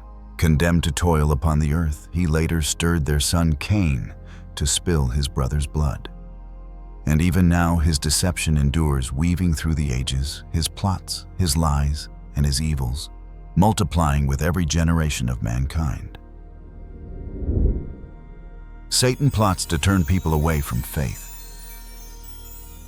After being cast out of heaven, Satan cannot destroy humanity by force, so he chooses another path, attacking the mind. Instead of appearing openly, he sows a new seed in the human mind. There is no God. From the 18th to the 19th century, the world entered a period called the Age of Reason. Science, industry, and philosophy developed unprecedentedly. But along with that progress, many people began to believe that they no longer needed God to understand the universe. New doctrines emerged exalting matter, denying the soul, considering religion a product of the imagination. And among them, there was the most prominent ideology: dialectical materialism, which laid the foundation for later social revolutions. Behind the philosophical language, there is something more frightening. It separates people from the concept of sin, morality, and destiny. People began to believe that they could create heaven on earth. Through power, through struggle, through violence.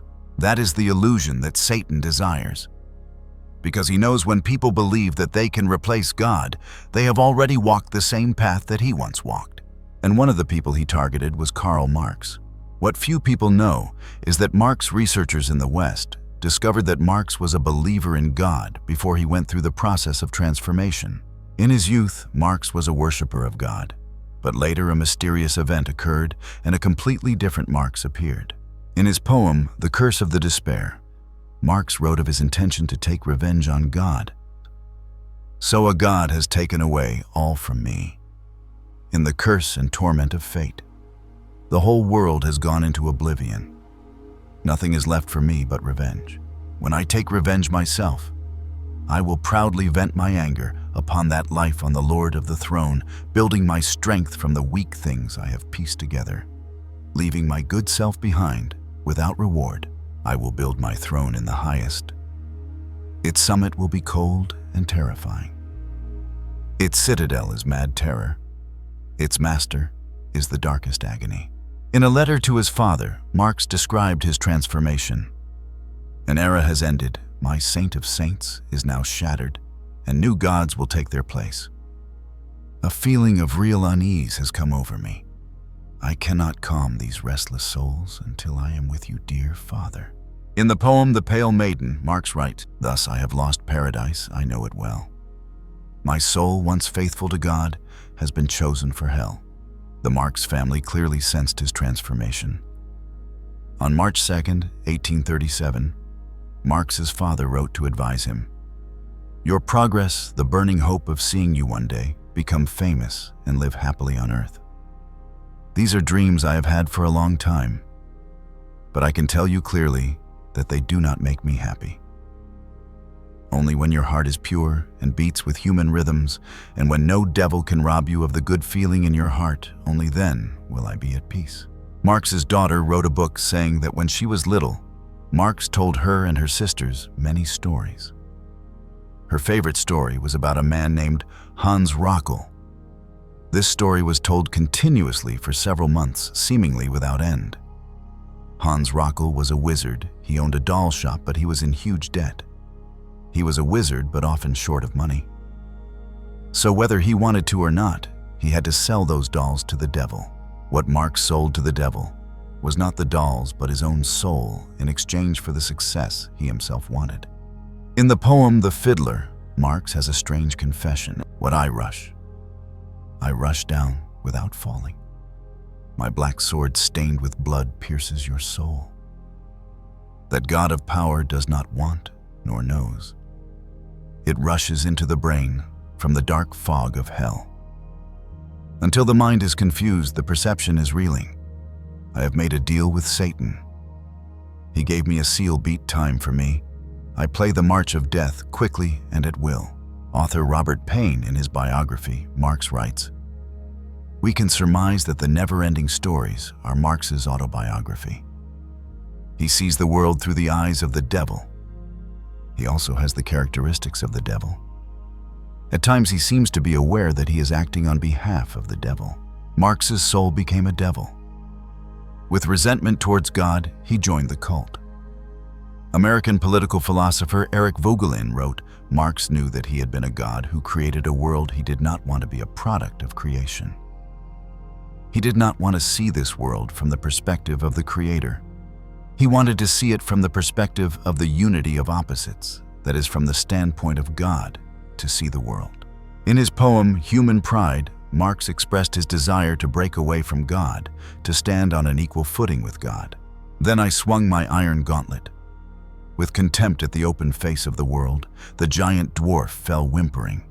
Slumped unable to quench my joy, I was like God, wandering through the ruins to celebrate the victory. Every word I spoke was karma and fire. My feelings were like those of the Creator." Marx was a heretic. He wrote of his anti-God rebellion, "I have always wanted revenge on the king who reigns above, and the concept of God is the basis of a perverted civilization. It must be destroyed." Not long after Marx died, his former maid Helen Demuth said of him, "He was a God-fearing man. When he was seriously ill, he would pray alone in his room before a row of lit candles with a bandana around his forehead." So it is clear that Marx was also a person who believed in God. But because of jealousy, he was seduced by Satan, and from there became a destroyer of God. As a result, Marx's theories, although they had referenced previous intellectuals, their ultimate origin came directly from the devil. In the poem on Hegel, he wrote in a crazy way, "Since I have discovered the highest and the deepest things, so simply I am like a god wearing darkness as a garment like a god. Under the arrangement of evil spirits, Marx came to the human world to found the evil communist cult, using the corruption of human morality as a path to achieve the goal of making people distance themselves from and resist God, and ultimately condemning themselves to eternal destruction in hell." Is the world ruled by demons? Across every civilization from east to west, ancient legends tell of a beginning that sounds remarkably the same. That the Creator formed mankind in His own image, bestowed upon them morality and virtue, and left behind a sacred path for the faithful to return to heaven. Though called by many names, Jehovah Nuah or Brahma, every nation once remembered a time when the divine walked among men, teaching them how to live with righteousness and reverence. Yet throughout the course of history, whenever morality decayed and arrogance spread, humanity received warning, sometimes through prophets, sometimes through calamity. The legend of the Great Flood, preserved in hundreds of cultures, remains an eternal reminder. When humankind turns its back on heaven, the entire world trembles. Time and again, messengers from the celestial realm descended to rekindle faith and restore order. Moses brought the law. Jesus taught love and redemption. Lao Tzu revealed the Tao. Siddhartha opened the path of compassion, and Socrates sought truth. All reminded mankind that the purpose of life is not to conquer the world, but to elevate the soul. But as ages passed, the bond between man and God began to fade. Humanity placed its trust in knowledge over wisdom, in reason over conscience. When faith weakens, morality collapses, and when morality falls, civilizations perish. It has happened before, in the lost worlds of Atlantis, Babel, and countless empires that once believed themselves invincible until all vanished in a single night. Yet the lessons of history seem to have gone unheeded. Today, something strange is unfolding. Humanity no longer merely turns away from faith, but has begun to celebrate what stands in opposition to the divine. Across the world, movements, symbols, and festivals honoring darkness have become increasingly open. What was once called evil now hides behind the banners of art, freedom, or philosophy. The image of the devil appears on clothing etched into skin, displayed in performances, even turned into entertainment. Some declare I worship Satan to express my individuality, while others treat it as a form of rebellion against society. Countless music icons and film stars have been suspected of Illuminati ties, but only a few have openly admitted that it was no rumor, but the truth. In an interview with host Ruby Rose on Australian TV singer Katy Perry, revealed I had released a gospel record when I was 15, because I grew up in a household where all I ever heard was gospel music. I wanted to be like the gospel singer Amy Grant, but failed so. I sold my soul to the devil. Lady Gaga also recounted her own story in the documentary Gaga 5'2". She recalled a young man in a suit appeared. He said to me, "I think you already have everything it takes. Do you want it?" I asked what it was. He smiled and said, "Everything, success, fame, wealth, power. Do you want it all?" I looked him straight in the eye and said I wanted it all. I told him I would do anything, and with that vow, Lady Gaga joined the Illuminati by offering her soul. She said the initiation took place in a nightclub in the Lower East Side of New York in 2006. Satan gave Lady Gaga everything she had ever dreamed of, but tragedy began soon after. His promise came true very quickly. But it didn't take long before I began to fall into misery. They can give you special abilities, outer beauty, talent, and wealth for a time, but it doesn't last long. This is why those who enter the dark arts are so unhappy. They shine like the morning star and then fade away through suicide or by destroying themselves with drugs. But Katy Perry and Lady Gaga are only two among many, many artists who have joined the Illuminati. Others may not openly confess, but they reveal the truth in their works, selling one's soul a promise that may sound like words carried away by the wind, but in reality, it is a binding pact with the devil. What they receive is success and fame, but what they lose forever is their very soul. And here the final question emerges. If those artists are merely tools, then who is the ultimate victim? It is us. Because when everything we hear, watch, and admire is tainted with the mark of the devil, humanity will gradually fall without even realizing it. Returning to Scripture, the very first of the 10 Commandments teaches, "You shall have no other gods before me." Worshipping any other deity, idol, or object apart from God is strictly forbidden. Believers are not permitted to place anything, whether material wealth or worldly values, above the Lord. The reason is clear. Christianity is a monotheistic faith, and God alone is worthy of worship. To worship idols or other gods is to betray Him and to go against the very word of Scripture. And yet today, people unconsciously follow the devil, even worship him. Could it be that we ourselves are cutting off the very cord that leads us back to heaven, choosing instead a destiny of torment in hell? Warning: the devil is haunting the youth of the world. In the modern world, the devil still lives powerfully, manifesting in countless forms of wickedness, sometimes quietly, sometimes with shocking force. The concept of religious freedom in America over time has been exploited and distorted, leading to the government's tolerance of the public growth of Satanism. In April 1966, Anton LaVey, a musician from America, shaved his head, declared the founding of the Church of Satan, and later published the Satanic Bible in 1969. Anton LaVey became known as the father of Satanism, or the Black Pope of the Satanic Church. His rituals included blood magic, sexual orgies, and other horrifying practices. Once Satanism was brought into the public eye, a wave of devil-worshipping movements began to spread. Today, Satanism and its many offshoots have become a form of religion operating across the world, with particularly strong influence in the United States. From there, these dark doctrines spread like tentacles into South America, establishing large branches in Mexico, Brazil, Colombia, and Argentina. In Argentina alone, it is estimated that there are around 90,000 satanic followers, most of them young people. The teachings of Satanism glorify what they call the natural instincts of mankind, claiming that moral standards, family, or faith are shackles that restrict freedom. They promote the idea that people can indulge in carnal pleasures while at the same time holding truth. This way of thinking has become dangerously attractive to those eager to explore the mystical but unwilling to renounce their desires.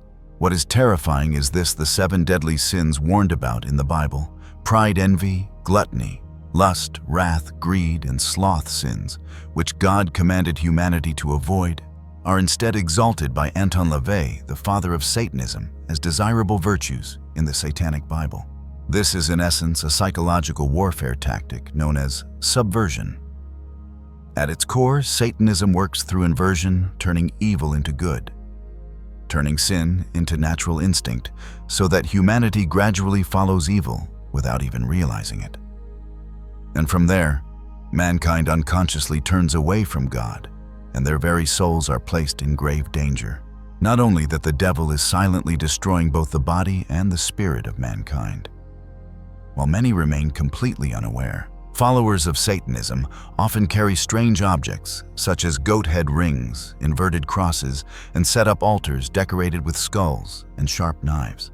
In their rituals, they use drugs, carve crosses into their skin, offer blood sacrifices, and engage in mass sexual acts.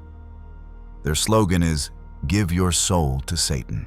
Even more dangerous is the fact that Satanism does not exist only in the shadows. Its tentacles have reached into the single most influential tool over today's youth, the entertainment industry.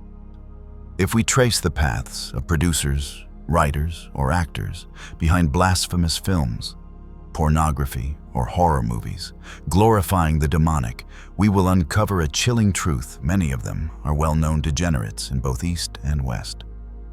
Some are even infamous for crimes like pedophilia, yet escape justice because of their immense power. Whether hidden or openly displayed, Satanism, or at the very least the corruption it promotes, has infiltrated and now dominates many areas of the global entertainment industry. One danger that few are wary of lies in the shocking music products of rock and roll. In the 1960s and 1970s, British rock bands such as the Beatles, the American Coven, and Black Widow used satanic imagery in their songs. Whether intentional or not, this spread satanic messages powerfully among the youth. And do you remember? In March 1966, John Lennon shocked the Christian community when he told the Evening Standard in an interview, Christianity will go. It will vanish and shrink. I needn't argue about that. I'm right, and I will be proved right. He went further, saying, "We're more popular than Jesus now.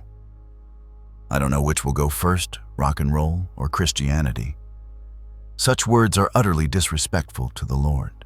As a faithful believer in God, how could you ignore this and still listen to and support those who blaspheme against Christ?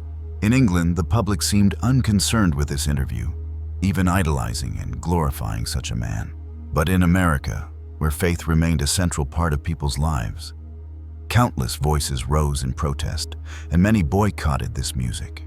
Just as the nature of the devil is cunning and quietly destructive surrounding mankind on every side, so too has satanic-inspired music gradually spread across the market. By the 1980s, heavy metal bands such as Deicide, Morbid Angel, and Entombed began to fuse satanic imagery with symbols of death demons, zombies, and more. Frenzied lyrics, combined with distorted electric guitar riffs and pounding drums, stirred listeners into violence and unleashed primal lust. Many famous rock bands like the Rolling Stones glorified sexual promiscuity in songs such as Street Fighting Man and openly encouraged devilish demands in sympathy for the devil. The most famous song of the band, AC/DC Highway to Hell, even includes the line, "Hey Satan, I'm on the highway to hell." And John Lennon's famous song, Imagine, challenged listeners to picture a godless society with its opening lyrics. Imagine there's no heaven, no hell below, no religion, no possessions, and the world will be one. Erasing nations, religion, property, and marriage, what would be left, heaven or hell? The truth is, such ideas sweep away morality, just like the blind experiments and movements that humanity once eagerly pursued. Its distortions and deceptions are no different from the so-called natural instincts preached and promoted by Satanism. Alongside this satanic-inspired wave came adultery, violence, decadence, drug abuse, and the rejection of faith in God.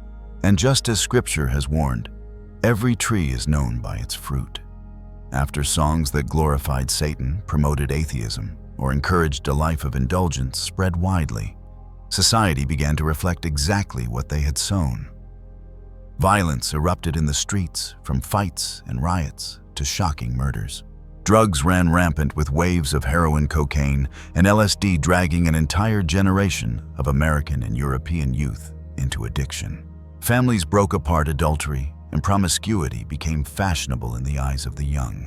And most tragically of all, people gradually abandoned their faith, viewing belief in God as outdated, and instead chasing after fleeting pleasures that left them empty inside. At the same time, in America, the launch of Playboy magazine in 1953 opened the door to the so-called sexual revolution of the 1960s and 1970s. Under the banner of women's liberation and personal freedom, this movement promoted abortion, premarital sex, the normalization of homosexuality, and the rapid expansion of the pornography industry. What seemed like liberation, in fact, shattered basic moral boundaries, turning people into slaves of lust. When measured against Scripture, this movement is utterly immoral and absolutely unacceptable. One of the clearest prohibitions in Christianity is against murder. The fifth commandment states, "You shall not kill." This includes both direct and indirect acts of violence against others, as well as any disregard for the sanctity of human life. Yet modern society dared to legalize abortion, killing unborn children with their own hands. How cruel is that? Similarly, Christianity places profound value on marriage and fidelity. The sixth commandment teaches, "You shall not commit adultery." Adultery is an act of unfaithfulness within marriage, a violation of vows made before God, and a desecration of the holiness of marriage itself. And yet, this so-called movement encouraged premarital sex. Is that not a direct path leading people into sin against God? Most dangerous of all is the normalization of homosexuality and the unchecked growth of the pornography industry. Imagine a society where men love men, women love women. Cohabitation before marriage becomes rampant, and no one desires to enter into serious marriage or raise children. Would there still be children to carry on life? Would there still be a next generation? And would such a world still follow the sacred order that God himself established from the very beginning? Of course, you may choose to support or not support. You may choose to believe or not to believe. But the reality is this. There have been nations that simply because they placed their trust in the devil, because they listened to his temptations, fell into lust and even widespread homosexuality. And from there, they brought destruction upon themselves. Today, that cycle has not stopped. In the past, the devil used rituals, cults, or music to seduce humanity. But in our modern age, it has become far more subtle, cloaking itself under the guise of art and creativity, planting distorted, rebellious, and grotesque images into the human mind. One of the most dangerous tools it now exploits is fashion. No longer simply about beauty or style, fashion today is increasingly pushed toward the bizarre, provocative gender blurring and saturated with dark symbols. This is not only about changing aesthetic tastes. It is a way for the devil to quietly spread its corrupting aura, leading humanity, especially the younger generation, further away from the moral foundations set by the Creator from the very beginning. Fashion growing ever more twisted, how the devil is leading humanity astray. In recent years, if you've paid attention to the big fashion weeks of famous design houses, you'll notice a strange trend. Clothing is becoming increasingly bizarre, dark, gender-bending, and deliberately shocking. Many outfits leave audiences utterly bewildered, yet they are hailed as creative and avant-garde. To anyone with a normal sense of aesthetics, these designs feel more like a nightmare than an art form. But this is not just a matter of personal taste. In many spiritual traditions, the ancients warned that cross-gender clothing, grotesque forms, or excessively revealing attire all carry a negative energy field which can unwittingly invite demonic influence. Some designers even openly mock faith, turning the image of Christ into memes printed on shirts or accessories. At major music festivals, countless young people dress as demons, creating scenes so disturbing they are hard to watch. Many dismiss this by saying, "Oh, those bizarre costumes are just for the runway." Yet the truth is, luxury brands operate with well-planned media strategies designed to reshape society's perception. The formula is familiar. Give these images to celebrities to wear, insert them into films, music videos, and magazine covers, then flood the media with slogans like "free yourself" and "break the mold." At first, the public reacts with disgust, but after enough repetition, especially when promoted by influencers, people grow accustomed from discomfort to acceptance, to believing it's progress. Few realize that grotesque fashion is slowly eroding moral standards, even targeting children, the very seedlings of society. In 2021, the Chinese children's brand JNBY launched a shocking collection. Parents were horrified to discover clothing covered with dark symbols and English slogans like "Welcome to Hell" with illustrations of demons, dragging people into the underworld. The lookbook showed child models in eerie settings, evoking dread rather than innocence. Public outrage forced the brand to recall products and issue an apology. The incident was a wake-up call children observe carefully and remember deeply. If adults ignore distorted imagery on clothing, it can become something kids grow curious about and imitate. For the modern mind, an image on a shirt may seem like just style. But in Eastern culture, images are believed to carry energy that can affect people and their surroundings. Ancient texts tell of a young girl who fell mysteriously ill later, revealed to be haunted by a temple mural. When the mural was destroyed, she recovered. Whatever one makes of the story, it reminds us imagery is never neutral. It plants emotional fields in the mind, which then shape thoughts and actions. Today, posters of skulls, demons, violence, and occult imagery flood clothing, accessories, and living spaces. These visuals spread negativity, making people agitated, rebellious, and shock-seeking rather than oriented toward what is good. It is no coincidence that some paintings are labeled cursed. Simply hanging them brings unease and sleeplessness, because the energy they emit is profoundly harmful. Why does the grotesque so easily pull people off balance? Because those who are drawn to dark, twisted imagery often harbor a mindset that resists tradition and loves inversion. Immersed long enough, they become trapped in a negative energy field. The more extreme, the more shocking, the harder it is to appreciate true beauty. For women, overly revealing attire can stir lustful thoughts in others, unknowingly harming their own virtue. For young people, copying idols brings harmful symbols into daily life without their awareness. By contrast, pure beauty always brings peace. Traditional garments, East and West, were elegant, harmonious, and dignified, covering and honoring the body. Ancient paintings of deities, auspicious animals, or radiant blossoms all radiated righteousness, naturally calming the mind and inspiring goodness.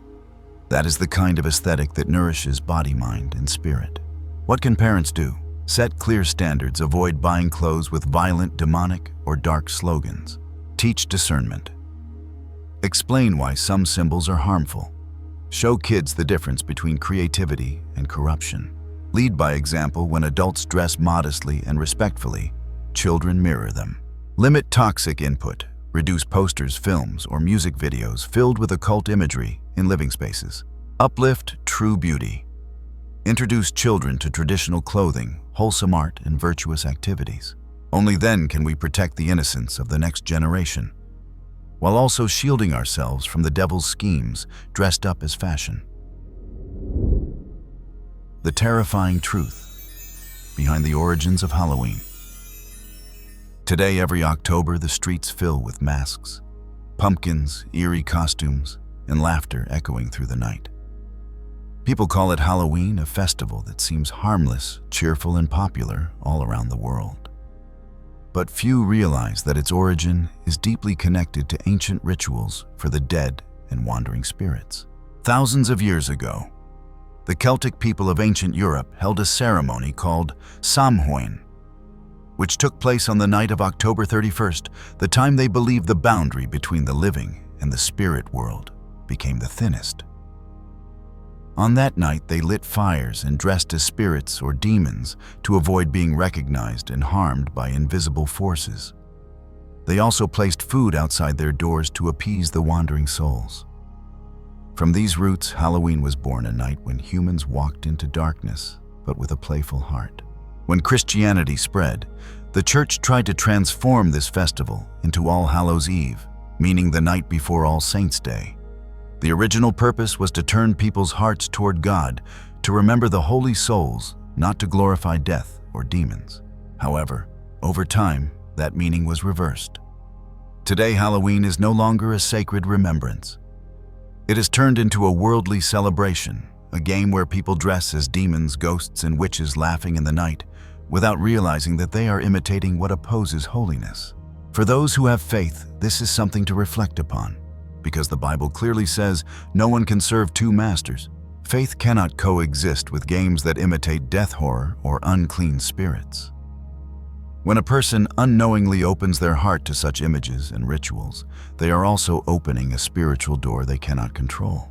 Today, Halloween has become a symbol of the normalization of evil, where what was once terrifying is now considered cute, and what was once warned against is now celebrated. Masks of demons, jokes about death, horror movies played endlessly, all of these gradually numb the human heart to evil and lead people away from faith. Even more dangerous is letting children take part in this demonic festival. Images, sounds, colors, and games all leave deep marks on a child's memory and emotions. When a child dresses up as a ghost, a zombie, or a witch, it's no longer just a game. It subtly teaches them to see the strange and the frightening as something normal. When children shout trick or treat, meaning, "Give me candy or I'll play a trick on you," look closer. This is a message that contains an element of demand, even a mild threat. If you don't give, you'll be bothered. Our traditional culture teaches children to give without expecting anything in return, to be thankful and humble. Clearly, no parent would want to teach their child that receiving comes with threats, even as a joke, right? It's clear Halloween turns fear into entertainment. That is the plan of the devil, to make people gradually drift away from faith, chasing after the games of demons. For those who believe in God, the question becomes even clearer. If this day originated from rituals that summoned spirits and honored the dead, should Christians take part in it? Because faith does not call people to disguise themselves as demons, nor to find pleasure in fear. The real concern is not the masks or the candies. It's that when society calls the imitation of evil fun, the boundary between good and evil begins to fade. And when that boundary fades, humanity loses the ability to distinguish right from wrong. What was once sacred is now mocked, while what is twisted and abnormal is praised as freedom and individuality. From movies to music to social media, images of demons, violence, and death spread through popular culture, becoming trends, something people casually accept. People say Halloween is harmless. But think carefully, is any festival truly harmless if it glorifies death, imitates witchcraft, and encourages people to look like demons? If a celebration makes children happy to dress as lost souls and adults excited to walk into rooms that mimic hell, then perhaps we are slowly losing the reverence within our own souls. From the perspective of faith, Halloween is not just a cultural issue. It is a test of our time when humanity must choose whether to keep reverence for God or to laugh along with symbols created to mock the sacred. God does not forbid joy, but He calls people to discern what is right according to their faith. As written in Ephesians 5:11, have nothing to do with the fruitless deeds of darkness, but rather expose them. True joy is not found in fear or disguise, but in a pure heart that seeks goodness. True happiness comes when we give thanks for life, love one another, and revere the Creator who gave us breath. If Halloween was born from the fear of death, then perhaps it is time for humanity to create another day. A day of gratitude for life. A day to teach children about love, sharing, and kindness. A day to remind us that we do not need to wear masks to find joy, for true happiness begins with a pure and humble heart. Corrupted religion, the most dangerous scheme of the devil. Among all the schemes that the devil has devised to deceive humanity, the corruption of religion is the most dangerous of all. Religion was meant to be the bridge between mankind and the Creator. It was given to bring light, truth, and the path to salvation. But once that bridge is broken or twisted, people not only lose their way, they may even be led into darkness, believing they are seeking God, while in reality drifting farther away from Him. Throughout history, many religions were once true and pure, guiding millions toward the light of God, and teaching mankind to live by truth, compassion, and forbearance. But over time, many churches and temples were infiltrated by the devil. It did not destroy them from the outside, it corrupted them from within. It placed its own agents into leadership, slowly altering doctrines, twisting scriptures, and even inserting political ideology. In the end, some religions became secular institutions, no longer pointing people to the Creator, but serving worldly ideologies instead. One clear example is the rise of liberation theology in Latin America during the 20th century. At first, it appeared to care for the poor, a mission any religion should embrace. Yet gradually, it injected Marxist ideology, framing social injustice as class struggle, and transformed the sacred pulpit into a platform for political revolution. Instead of preaching salvation of the soul, the church became a rallying ground for social upheaval. Elsewhere, religious leaders themselves failed to remain pure. The past century has seen scandals of corruption, abuse of power, and even sexual misconduct exposed within religious institutions. These did not just stain reputations, they shook the faith of millions, driving many away from the church and worse, away from God Himself. In Hong Kong, there have been reports of monks who by day wear their robes and preach in the temple, yet by night frequent bars, drinking and indulging in worldly pleasures. There are pastors and priests entangled in financial and sexual scandals, shaking entire congregations. There are those who wear the title of clergy, while living in luxury, driving expensive cars, and amassing wealth, even as their followers remain poor and searching desperately for salvation. Events like these cause believers to lose trust, They see hypocrisy in men and mistakenly condemn the faith itself. This is the devil's most sinister weapon to make people lose faith in God by corrupting those who claim to represent him. It is the most subtle and devastating scheme for when believers lose trust in their church. Many also lose faith in the Creator, and yet none of this should surprise us. Jesus himself foretold of the last days, many false prophets will arise and deceive many. Matthew 24:11. The Apostle Paul also warned in 2 Timothy 4:3. For the time will come when people will not put up with sound doctrine. Instead, to suit their own desires, they will gather around them a great number of teachers to say what their itching ears want to hear. Buddhism too contains prophecies of this time. The Buddha spoke of the age of Dharma decline, when the true teaching would weaken, monastic discipline would decay, and many would wear the robe only as a livelihood, even adding to their own karma instead of lessening it. Scriptures record the warning. In the age of Dharma decline, demons will wear the monk's robe, dwell in temples, and corrupt both discipline and the law. Sadly, today we see these prophecies fulfilled.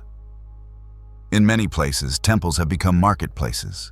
Festivals have turned into profit-driven carnivals, and religion itself has been commercialized into a tool for money or fame. People no longer seek enlightenment, but trade offerings for material gain. Thus, the devil's plot succeeds. Religion corrupted, stripped of purity, no longer leading people to God, but driving them ever farther away from him. The Vatican, the very heart of the Roman Catholic Church. It is seen as the sacred center for over 1 billion believers across the world. It is the symbol of supreme religious authority. From here, doctrines, decisions, and teachings have shaped the faith of mankind for thousands of years. But within these very walls across the centuries, endless controversies have stirred. One of the most shocking cases was that of Fernando Karadima, a well-known priest in Chile. For years, he was seen as a spiritual mentor for generations of seminarians. But behind this facade were horrifying deeds carried out over decades. Karadima abused his position to sexually exploit young boys and seminarians, turning their innocent trust into lifelong trauma. When the truth finally came to light, it was revealed that his crimes were not isolated but systematic, leaving countless victims in agony. Worse still, when the accusations arose, many bishops defended him, and even Pope Francis at first supported Bishop Juan Barros, who had been accused of knowing the truth and remaining silent. In the United States, the case of Theodore McCarrick was even more horrifying. McCarrick was not just an ordinary priest. He was a cardinal, one of the highest ranks in the church, once considered a possible candidate for the papacy. For decades, he was accused of luring and abusing not only young parishioners, but also seminarians and priests under his authority. Many testified that he would invite seminarians to his private villa, force them to share his bed, and then commit vile acts. The most frightening truth is that despite repeated warnings and accusations, McCarrick continued to rise in power, becoming a global representative of the Vatican. Only in 2018, under immense pressure from the media and public outcry, was he finally stripped of his cardinalship, far too late for the countless victims whose lives had already been scarred. And in Boston, the case of Cardinal Bernard Francis Law exposed a sin of systemic proportions. Hundreds of victims were abused by priests under his authority. And instead of bringing the perpetrators to justice, Law quietly transferred them to new parishes. This meant priests who had already been accused were allowed access to new children, and the cycle of abuse continued. In 2002, investigative journalists uncovered the truth, stunning the entire world. The silence of thousands of believers finally turned into outrage. But the stain upon the church could not be erased. These are only a few names from an endless list of scandals that shook the very foundation of the church. Within the Vatican itself, evidence has shown that concealment was systematic. Internal documents were locked away under pontifical secrecy for decades, keeping victims from justice. Even with reforms, many survivors and scholars argue that the Vatican still maintains internal control without requiring mandatory reporting to civil authorities. All of this is not only a crime against humanity, it is a grievous sin before the Almighty. For Scripture has long warned, it would be better for him that a millstone were hanged about his neck and he cast into the sea than that he should offend one of these little ones. Luke 17:2. Yet for years these crimes were not only hidden, but protected, allowed to repeat again and again for decades, haunting generations and destroying lives. More serious still, such sins are far greater before God, because those who wear the holy vestments and still commit sin bear a heavier judgment than any common man. They have turned the sacred temple into a den of corruption. They have trampled upon the faith of innocent souls, and they have defiled the very name of God, to whom they once vowed their lives. Second, just a year before Benedict's resignation, the Vatican was rocked by leaked documents exposing corruption, power struggles, and mismanagement within the Apostolic Palace. Shockingly, it was the Pope's own butler who was accused of stealing and releasing the files. Beyond the scandals of finance and power, numerous documents and testimonies have revealed a shocking truth. Within the Vatican archives, there exists a vast collection of pornographic works, considered one of the largest collections ever assembled in one place. At first, this claim may sound like an outrageous accusation against men who were called to live in celibacy and purity. Yet astonishingly, there is significant historical evidence that supports this story.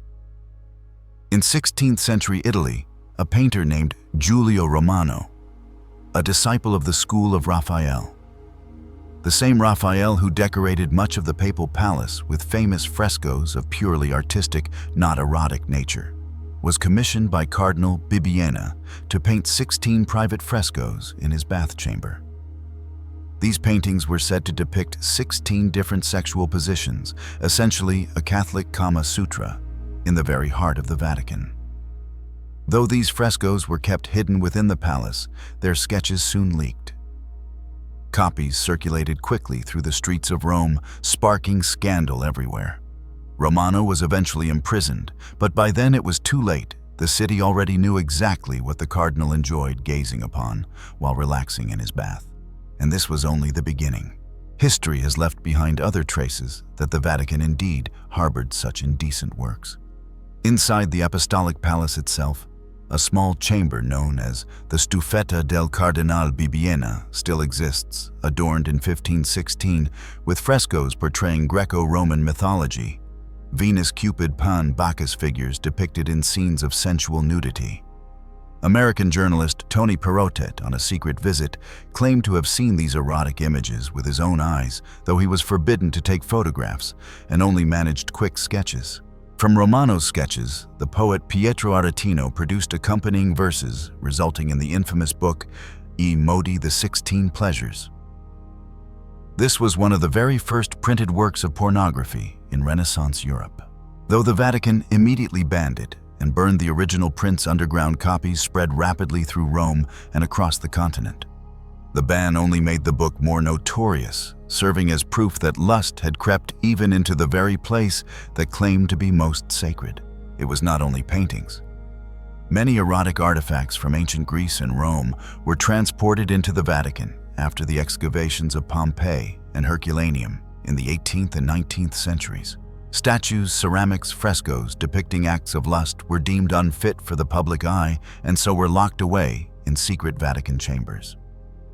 People began to call it the Pornotheca Vaticana, the Vatican's pornographic library.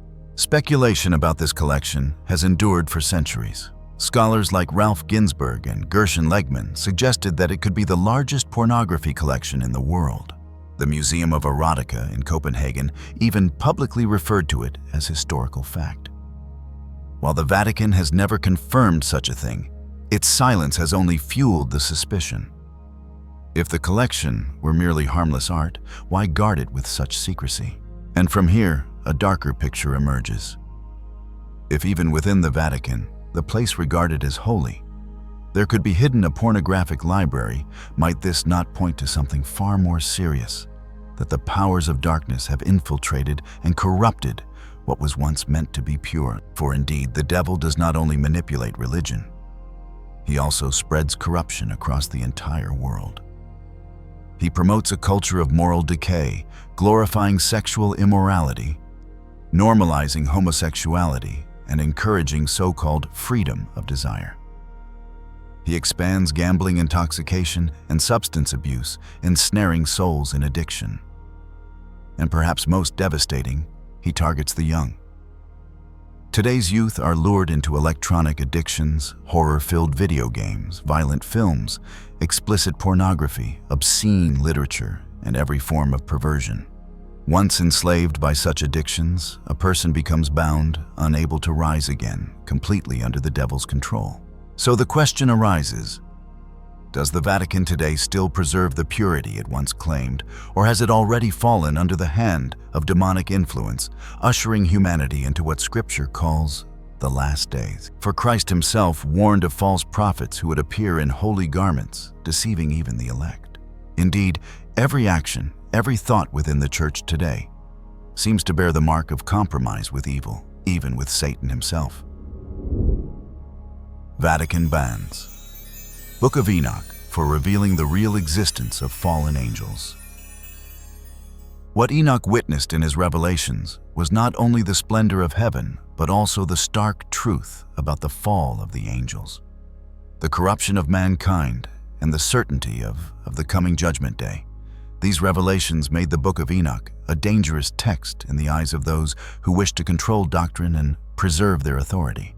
First, Enoch affirms that even angels can fall. In the book, the Watchers angels appointed to guard heaven and earth abandoned their divine posts, descended to earth, took human wives, and gave birth to a race of giants called the Nephilim.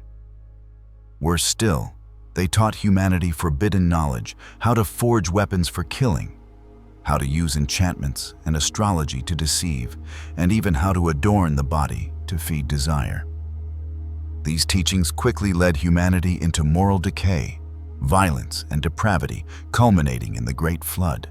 If this truth were widely known, it would raise a serious question. Has the history of mankind been influenced or even manipulated by rebellious supernatural beings? Such an idea is too unsettling, as it would undermine the tidy theological order that the Church has sought to maintain. Second, Enoch describes in detail the structure of heaven, the place where humanity longs to return to be with God. Unlike the simple belief in one unified heaven, the Book of Enoch reveals 10 heavens from the realms of natural wonders and prisons of fallen angels to the radiant throne of the Almighty himself. This vision differs entirely from the simplified picture presented in canonical scripture. And when people begin to ask, if Enoch is true, why were these details omitted from the Bible? The Church finds itself in a very difficult position to explain. Third, Enoch speaks about the giants, the Nephilim, one of humanity's greatest mysteries. Even today, controversial evidence appears across the world. Giant footprints found in South Africa, abnormally large human skulls unearthed in North America, and megalithic stones weighing hundreds of tons at Baalbek, Lebanon. Many ancient mythologies from Greece and Norse legends to Native American traditions also mention a race of giants that once walked the earth. When these fragments are placed beside the Book of Enoch, the parallels are astonishing. This is precisely what worries the Vatican. Because if the Nephilim truly existed, then the builders of the Egyptian pyramids, the Cholula Pyramid in Mexico, or the Moai, statues on Easter Island, might not have been ordinary humans. If that were true, it would mean that advanced civilizations existed long before our own. Such an idea directly contradicts Darwin's theory of evolution and challenges the notion that humans evolved from animals. If so, shouldn't a place that worships God, like the Vatican, rejoice over a book that reveals the true nature of divine creation? Why then was it hidden? Could it be that the Vatican is no longer as pure as it once was? Or perhaps seeks to conceal a truth so great, so unsettling that humanity is not yet ready to face it? Fourth, the Book of Enoch contains direct prophecies about the Messiah and the end of days. Enoch speaks of the Son of Man, the one who will come in glory, to judge both angels and mankind. These words were written long before the New Testament, showing that the coming of the Savior had already been foretold in ancient times. Because of this, many scholars consider the Book of Enoch to be a prophetic precursor to Jesus Christ. But the prophecy goes further. It foresees a time when humanity becomes utterly corrupt, when people no longer fear God, chasing only lust, material wealth, and pride. Then the Son of Man will appear to judge the world and establish a new order, righteous and pure, under the direct rule of the Creator. In other words, Enoch foretold that mankind cannot save itself. Only when the one chosen by God, the Creator himself, returns, will humanity be delivered from decay and enter an everlasting age of righteousness. It is precisely this powerful apocalyptic prophecy that made many religious leaders of old uneasy. Because if the book of Enoch were made public, it would raise an uncomfortable question. Was divine revelation about the Messiah confined only to the canonical Bible? Or does it also exist within the texts that were deliberately removed? And perhaps it is this very question, the truth that lies beyond human control, that the Vatican fears the most. If the book of Enoch reveals that humanity was once directly taught by angels, both the faithful and the fallen, then clearly the origin of mankind is far more complex than modern science dares to claim. And if these celestial beings truly existed, if they intervened in the course of human history, then the question must be asked, could someone have deliberately hidden the truth about where we came from? After the book of Enoch was removed from the Bible, another doctrine began to rise, one that made humanity forget its Creator, that portrayed life as a product of random chance and the soul as mere illusion. That doctrine became the foundation of atheism, of the belief that man is the center of the universe, and it paved the way for an age of rebellion against heaven itself. The theory of evolution, the deceptive scheme of the devil and the fallen angels. To destroy mankind, the devil does not only spread violence and lust, but also seeks to overturn the very standards of good and evil, right and wrong. It calls evil good and good evil. It dresses falsehood in the robe of science, justifies theft. Under the name of social justice, uses political correctness to control thought and excuses. Wickedness under the guise of moral neutrality. At its peak, it goes even further. It makes man forget his true origin. As you know, mankind was created by God himself. If men remain faithful to him, they will be under his protection. Therefore, if the devil desires to destroy man, it must first sever the bond between man and the Creator. That is why it spread atheism step by step, corrupting human thought. In the 1850s, the German philosopher Ludwig Feuerbach declared God is nothing more than the projection of man's inner nature. Later, the socialist anthem, the Internationale, proclaimed, "There has never been a creator, but in reality, all morality, culture, rationality, and social order flow from God." Faith is like the anchor that keeps the ship of humanity from drifting into the storm, when men exalt themselves as God. Edmund Burke once warned, "When mortals pretend to be God, they act as devils." Atheism seduces mankind to crown themselves as equals with God, to seize control over the fate of others. This is the devil's first step in every scheme, a foundation upon which countless crimes are built. Then came the greatest deception of the age, the theory of evolution. At the beginning, Charles Darwin's idea was nothing more than scattered observations of finches on the Galapagos Islands, which he interpreted as natural selection. Yet it was the devil that turned this vague hypothesis into a so-called unchangeable truth, embedding it in the minds of humanity through schools, newspapers, and even political systems. But let us face the truth. No genuine transitional fossil has ever been found. The missing links Darwin hoped would prove one species transforming into another remain utterly absent. Many supposed transitional fossils announced in the past were later exposed as outright frauds. The laws of Mendelian genetics show that biological traits are preserved within the genetic code. They cannot simply transform into an entirely new species. Modern genetics further affirms this stability in complete opposition to Darwin's claims. Consider irreducible complexity. The human eye, the wings of birds, the rotary motor of bacteria. These systems are so intricately designed that they could never have arisen through blind, gradual chance over millions of years. And what about the origin of life itself? After centuries of research, science remains powerless before the question, where did the first cell come from? No experiment has ever demonstrated that life can spontaneously emerge from non-living matter. All of this reveals one thing. The theory of evolution is not genuine science. It is a tool of deception. It makes man forget his divine origin, convincing him that he is nothing more than an advanced animal without soul, without higher purpose. This is precisely the intent of the devil and the fallen angels. Indeed, once mankind embraces atheism and believes that human beings are nothing more than animals, the consequences become terrifying. When people accept the theory of evolution and view themselves merely as a higher form of animal, a dangerous result immediately follows. Their divine dignity is stolen away. If man is no longer seen as a creature made in the image of God, then life itself ceases to be sacred. Killing, oppression, even the extermination of an entire group of people can all be justified under the guise of natural selection or survival of the fittest. The history of the 20th century bears grim witness to this. Social Darwinism used the logic of man as animal to justify racism.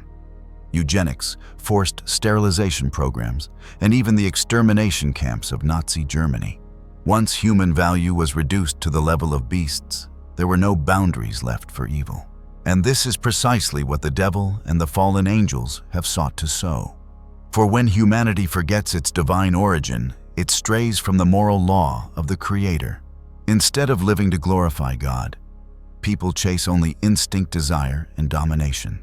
Even more frightening is how the notion of man as animal transforms society into a wilderness, a jungle, where the strong devour the weak, where power and violence masquerade as truth.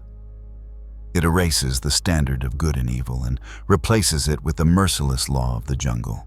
This is why many biblical scholars call the theory of evolution Satan's great deception in the modern age, not only corrupting knowledge, but also stealing faith, reducing humanity to prisoners of their own base instincts.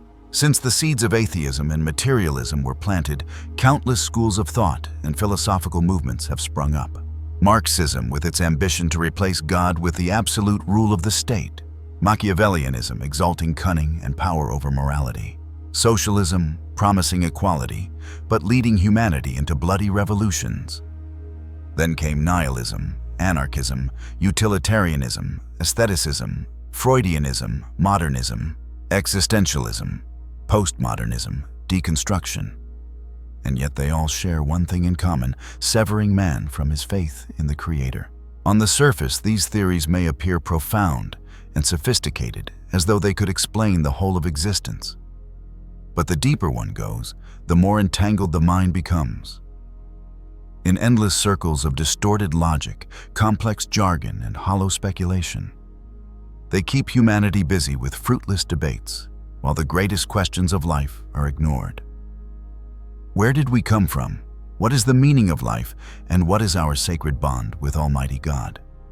Tragically, the very scholars once expected to be the light of human wisdom have for over a century often become instruments for the enemy's schemes.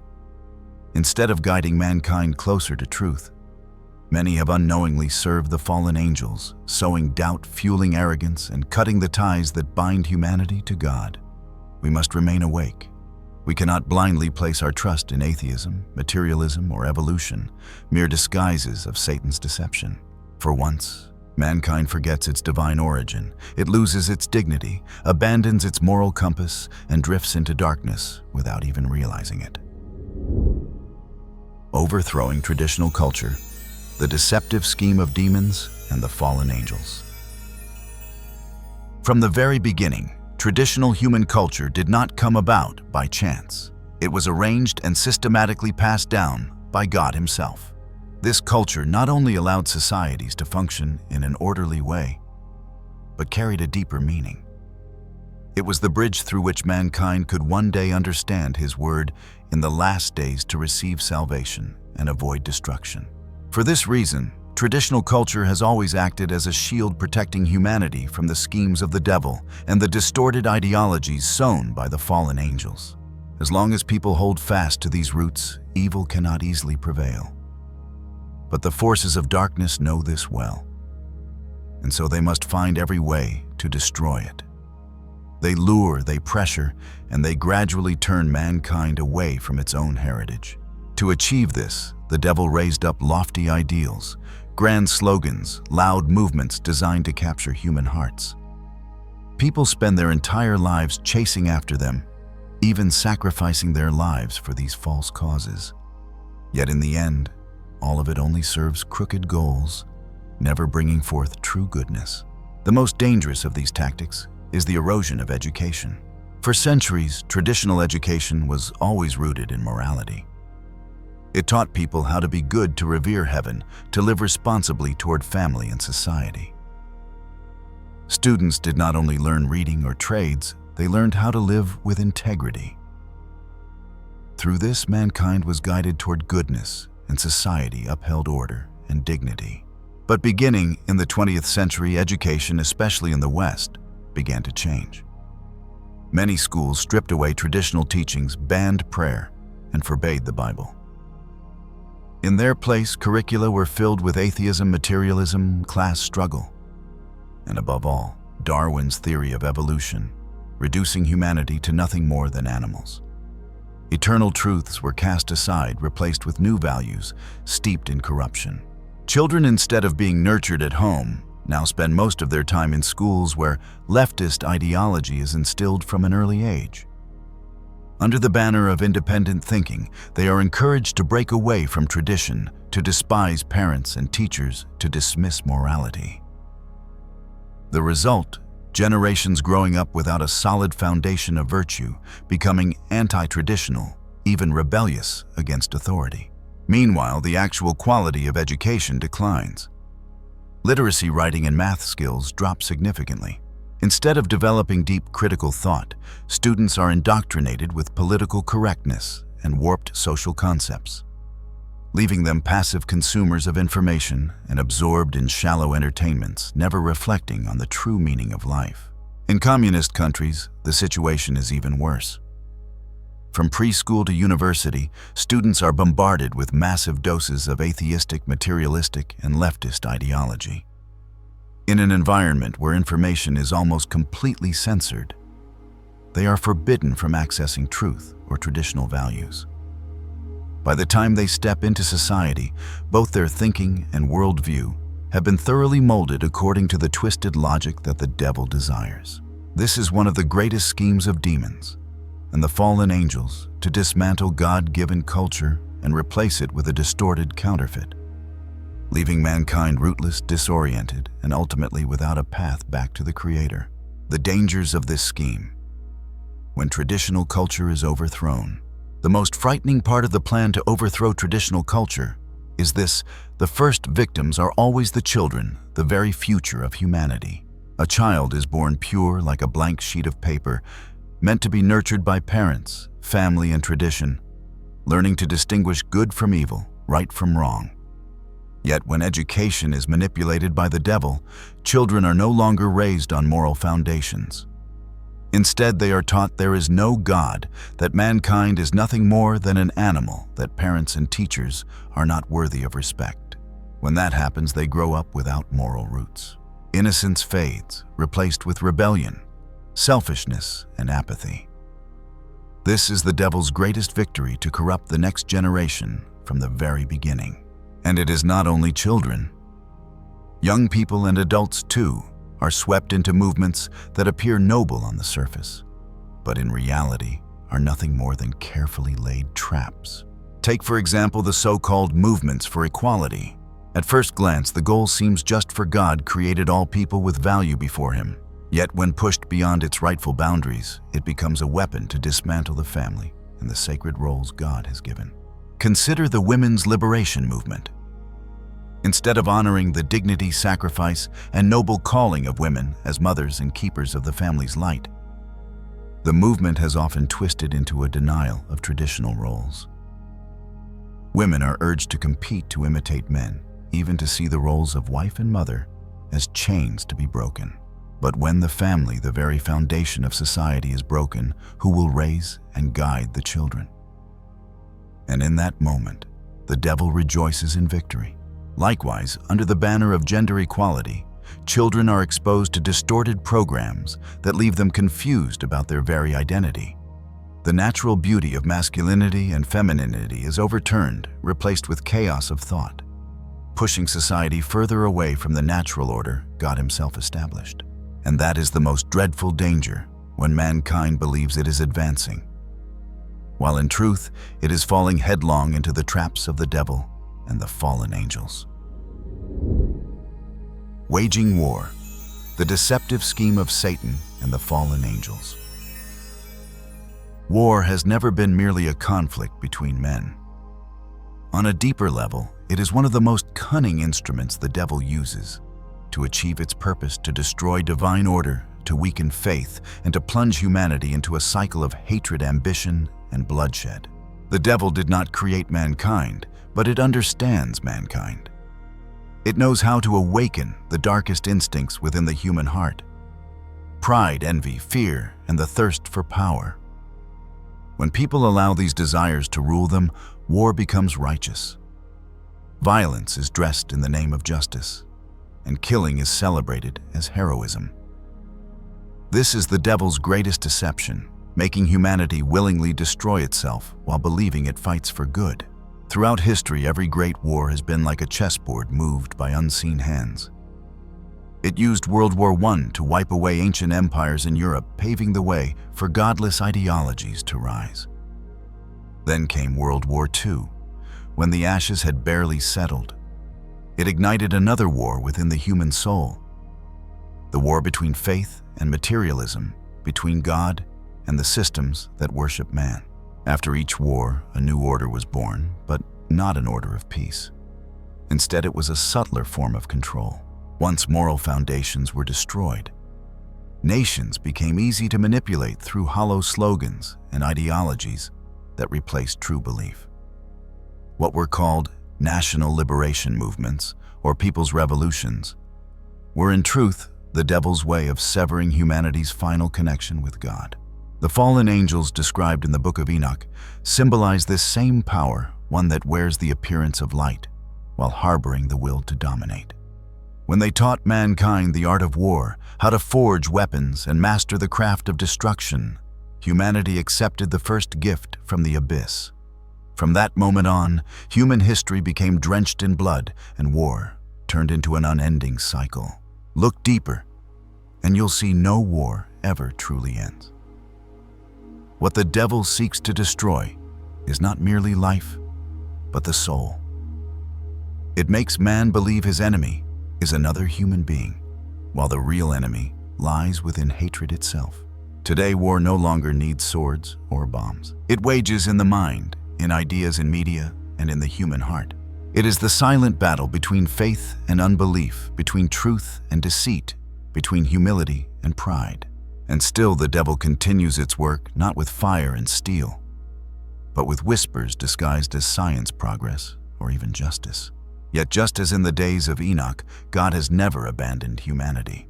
In every trial, He waits for the awakened souls, the ones courageous enough to recognize the schemes of darkness, to stand firm in faith, and to resist being swept away by hatred. War will continue as long as humanity chooses power over faith. But when mankind returns to compassion and reverence for the Lord, the sword will fall from our hands, and true peace will at last be restored, not through treaties or politics, but through the awakening of the soul. Yet the devil did not stop at spreading war. When it realized that violence could only destroy the body, but not fully capture the human soul, it turned to a far more dangerous weapon: revolution. Inciting revolution is the fastest way for the devil to seize control over the world. For once it gains political power, it no longer needs to hide in the shadows. It can openly enforce its will through governments that claim to act for the people, but in truth rule through fear and deceit. History has shown this pattern repeatedly. When Karl Marx drew lessons from the Paris Commune, he concluded that the working class must smash the existing state machine and replace it with their own. From that point on, the issue of state power became the very core of Marx's theory, a doctrine that promised liberation, yet in practice became one of the most refined systems of enslavement the world has ever seen. The devil knows that to destroy mankind, it must first capture the soul. And the soul of a nation lies in its faith morality and the traditional values bestowed by God. Therefore, to erase these, it must first overthrow order, sow chaos, and turn people against one another, all in the name of freedom, equality, or justice. Revolution follows a deliberate sequence of steps, and when viewed clearly, one can see the invisible hand behind it. First comes the stirring of hatred and division. The devil implants the belief that someone else is to blame for every misery. The rich exploit the poor one. Race oppresses another one. Faith seeks to destroy the next. When envy spreads, compassion fades, and moral boundaries collapse. Next, it deceives the masses with enticing slogans, forming so-called revolutionary fronts that pretend to stand for justice and the people. Beneath these banners, every promise is a trap. Absolute equality, classless society, a heaven on earth. Yet behind such slogans lies only darkness, violence, greed, and control. Once the public is swept into revolutionary fervor, the devil systematically dismantles opposing forces, isolating spiritual leaders, discrediting intellectuals, silencing moderates, until society sees only two sides, us or them. Then comes violence to create fear and chaos, until citizens are so terrified that they will accept any force, promising order, even a tyrannical one. When the moment is ripe, the coup begins, power is seized, and a new regime is born, not under God's order, but under the dominion of darkness. Soon after taking power, the revolutionaries turn to purge the so-called reactionaries, using terror to consolidate control. They conduct mass executions, labor camps, and ideological re-education, transforming an entire people into obedient subjects. Every act is justified by new slogans for a brighter future, for the common good, for social justice. But in truth, what the devil seeks is not justice. It is the destruction of faith in God. When people no longer believe in heaven, they worship their leaders. When they no longer fear sin, they fear only power. And that is when darkness finally possesses the human soul. The communist regimes did not stop there. Their ambition extended further to export revolution across the world. Under banners like the Communist International, they trained and funded leftist movements abroad, planting seeds of rebellion in nations everywhere. Each country that fell into chaos became another fragment of the old order, shattered, fulfilling the devil's desire to plunge the world into endless strife. Seen from this light, revolution is not merely a political event. It is a spiritual war. It destroys not only thrones, but also the altars within the human heart. And only when humanity recognizes this truth, returning to faith, compassion, and reverence for the Lord, can the world finally break free from the cycle of violence and rebellion that the devil has carefully orchestrated for centuries. Currency manipulation, the deceptive scheme of Satan and the fallen angels.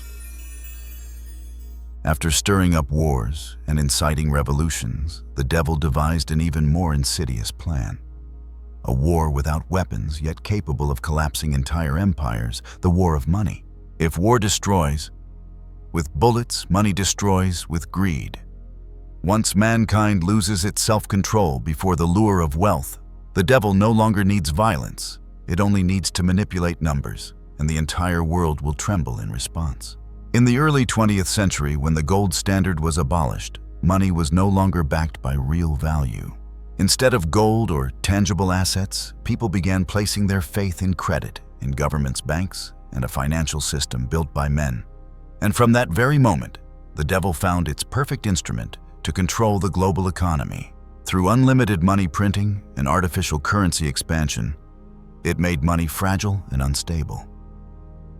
Every time the economy faltered, Leaders reached for the same short-term fixes, printing more money, lowering interest rates, stimulating consumption. Yet these were not cures, only ways to delay a disease that was eating away at the foundations of the world's financial order. Thus began the age of cyclical economic crises, recurring waves of collapse that humanity could never seem to escape. Remember 1929, when the US stock market crashed and triggered the Great Depression. Millions lost their jobs, businesses went bankrupt, farmers sold their homes for a loaf of bread. In just months, a prosperous nation was reduced to despair, and that was only the beginning. Then came the 1970s, when the United States officially abandoned the gold standard. The dollar was no longer tied to real gold. From then on, paper money could be created out of thin air. The result: inflation, financial bubbles, and unprecedented national debts spread across the world. The world believed it had entered an age of financial freedom. But in truth, it was freedom within a trap. Central banks gained the power to decide the value of money with the stroke of a key. They could pump liquidity to stimulate growth or tighten supply to slow it down, and with every adjustment, millions of ordinary people suffered, losing homes, jobs, and hope, while the system's architects grew richer than ever. Then came 2008, another financial tsunami. Giant corporations collapsed, banks failed, and millions of families were left bankrupt overnight. Yet those who caused the disaster, the financial elites, walked away wealthier, while working families bore the heaviest burden. The devil doesn't need swords, it only needs to make humanity believe in money more than in God. Once wealth becomes the measure of virtue and the definition of worth, society has already fallen into its snare. It has also overturned the ancient wisdom of spending within one's means. Instead, it glorifies the lifestyle of spend first, earn later, trapping both governments and individuals in the habit of debt. Nations are urged to borrow for growth, spending far beyond their capacity, and building colossal projects with foreign loans. As debt grows, national sovereignty weakens. A country may lose its independence not through invasion, but through interest payments. Meanwhile, people are lured into believing that credit is freedom, from mortgages and student loans to credit cards and consumer debt. Mankind is slowly shackled to the banking system. Interest rates, credit scores, and monthly payments become invisible chains that bind their entire lives. People work endlessly, not to live peacefully, but to repay what they owe. Thus, society is trapped in an endless cycle of working, spending, borrowing, repaying. Governments borrow to spend, citizens borrow to survive, companies borrow to expand. In the end, humanity becomes a financial slave race, ruled by numbers and policies they can never fully comprehend. From a higher perspective, this is not just an economic crisis, it is a spiritual war. For when money becomes the new god, faith in the divine fades away. People stop believing in salvation and start believing in interest rates, stocks, and profit margins. This is the devil's grand deception. A war that sheds no blood, yet corrodes morality, enslaves souls, and traps the world in an illusion of wealth that never brings true freedom. As long as mankind lets money govern its faith and values, the devil will continue to prevail. Only when humanity learns to treat money as a servant, not a master, living with moderation, honesty, and gratitude toward the Lord, can the world finally break free from the chains of financial slavery that darkness has woven for centuries. And once the devil had taken control of money, the very soul of the world's economy, it took another far more dangerous step to seize control of the law, the soul of human order. If manipulating currency turned mankind into slaves of material wealth, then distorting the law turned them into slaves of the spirit, people who believe they live under justice, while in truth they are bound by laws written to serve darkness. For when morality can be bought with money, law becomes the tool to legitimize sin. And that is the next stage in the grand deception of Satan and the fallen angels, a scheme designed to destroy the final foundation that keeps humanity connected to God, truth, and justice. Distorting the law, the deceptive scheme of Satan and the fallen angels. When God created the world, He not only gave life to mankind, but also bestowed upon them divine law commandments meant to uphold order, to distinguish good from evil, right from wrong. In its purest form, law was a reflection of God's will on earth. It was never merely a tool to manage society. It was meant to protect morality, guide the righteous, and keep humanity from falling into sin. But when the devil could not destroy God's law, it sought to distort it. At first, it planted the idea that morality is relative, that there is no absolute right or wrong. Once this belief took root, the next step was to seize the power to define and interpret the law itself. From that moment, law, once a guardian of goodness, gradually became a weapon to legitimize evil. In many Western nations, especially those deeply influenced by leftist ideology, this manipulation is evident. The law is reinterpreted and amended through political lenses detached from divine moral foundations. Words like freedom, justice, and equality are twisted to serve human agendas rather than uphold eternal truths. For instance, freedom, once a sacred gift from God, the ability to choose between good and evil and be accountable before Him, is now used to justify sin and corruption. The freedom to abort unborn children, the freedom to engage in immorality, the freedom to blaspheme God, or even to commit violence in the name of individual rights. When morality is expelled from law, the law ceases to protect justice and instead becomes a weapon against it. Instead of aligning with heaven's natural order, where good is encouraged and evil restrained, modern law has inverted this principle. It now shields behaviors once condemned by faith and punishes those who stand for righteousness. People are sued, silenced, or imprisoned simply for saying that marriage is between a man and a woman, or for defending the sanctity of life against abortion. Acts once denounced as sin in Scripture, adultery, murder, homosexuality, moral depravity, are now legalized, celebrated, and labeled as progress.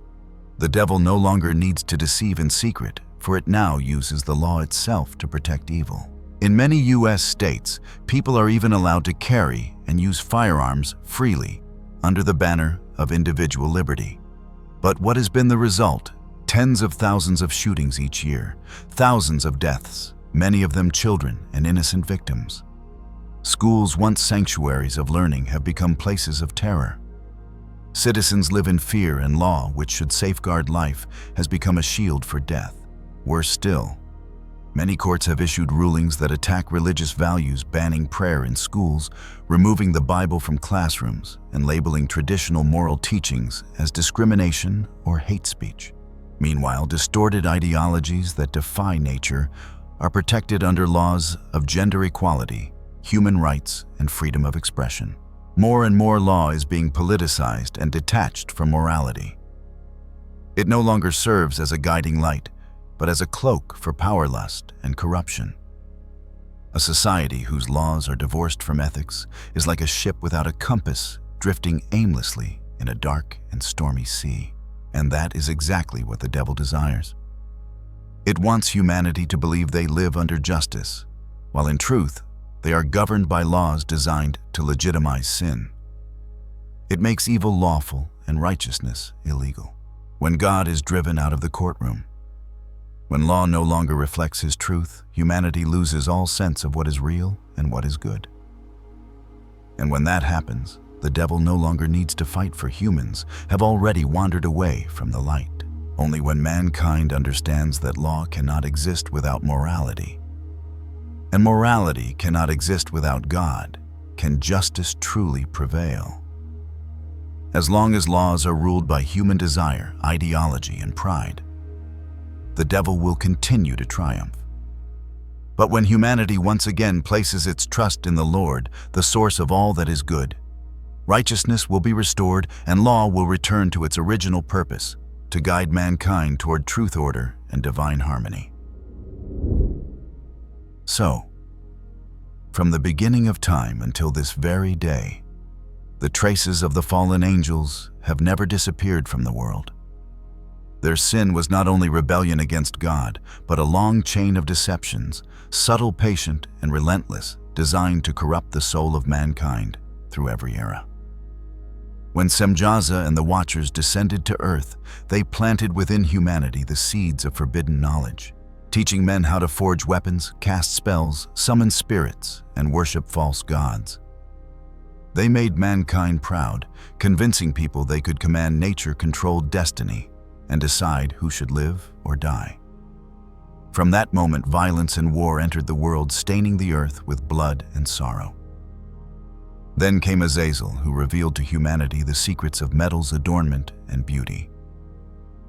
Yet what he truly unleashed was not progress, it was vanity, lust, and greed. He turned weapons into tools of conquest, jewelry into symbols of arrogance, and beauty into a snare for desire. Gold, fame, and sensuality became the shining chains that bound mankind to corruption. From war to revolution, from currency manipulation to moral decay, every scheme of the devil has pursued a single purpose: to separate man from God. It taught humanity to believe that heaven could be built without the Creator, that science, politics, and wealth could replace faith. But the more mankind advanced in material comfort, the poorer he became in spirit, consumed by endless desire, moral collapse, and hearts drifting further from the light of the Almighty. Today, the sins of the fallen angels still continue, no longer with wings or halos, but hidden in technology, media, finance, and law.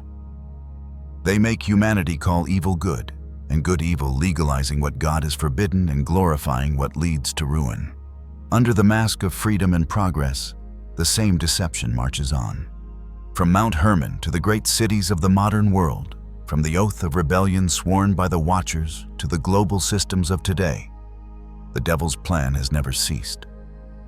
It has infiltrated thought, law, economy, and culture, blinding mankind until truth and lies, right and wrong, light and darkness blur into one. Yet even in this deep darkness, God still waits. He has never abandoned mankind, no matter how many times they have turned away. Every soul that repents and returns to faith can still be redeemed. For even a single spark of belief in the Lord can shatter 1,000 years of shadow. That is the only path by which humanity can break free from all the schemes of the devil, to return to God, to hold fast to virtue, and to live according to the commandments He gave since the dawn of creation. Almighty God, Creator of all things, we bow before You in humility and gratitude.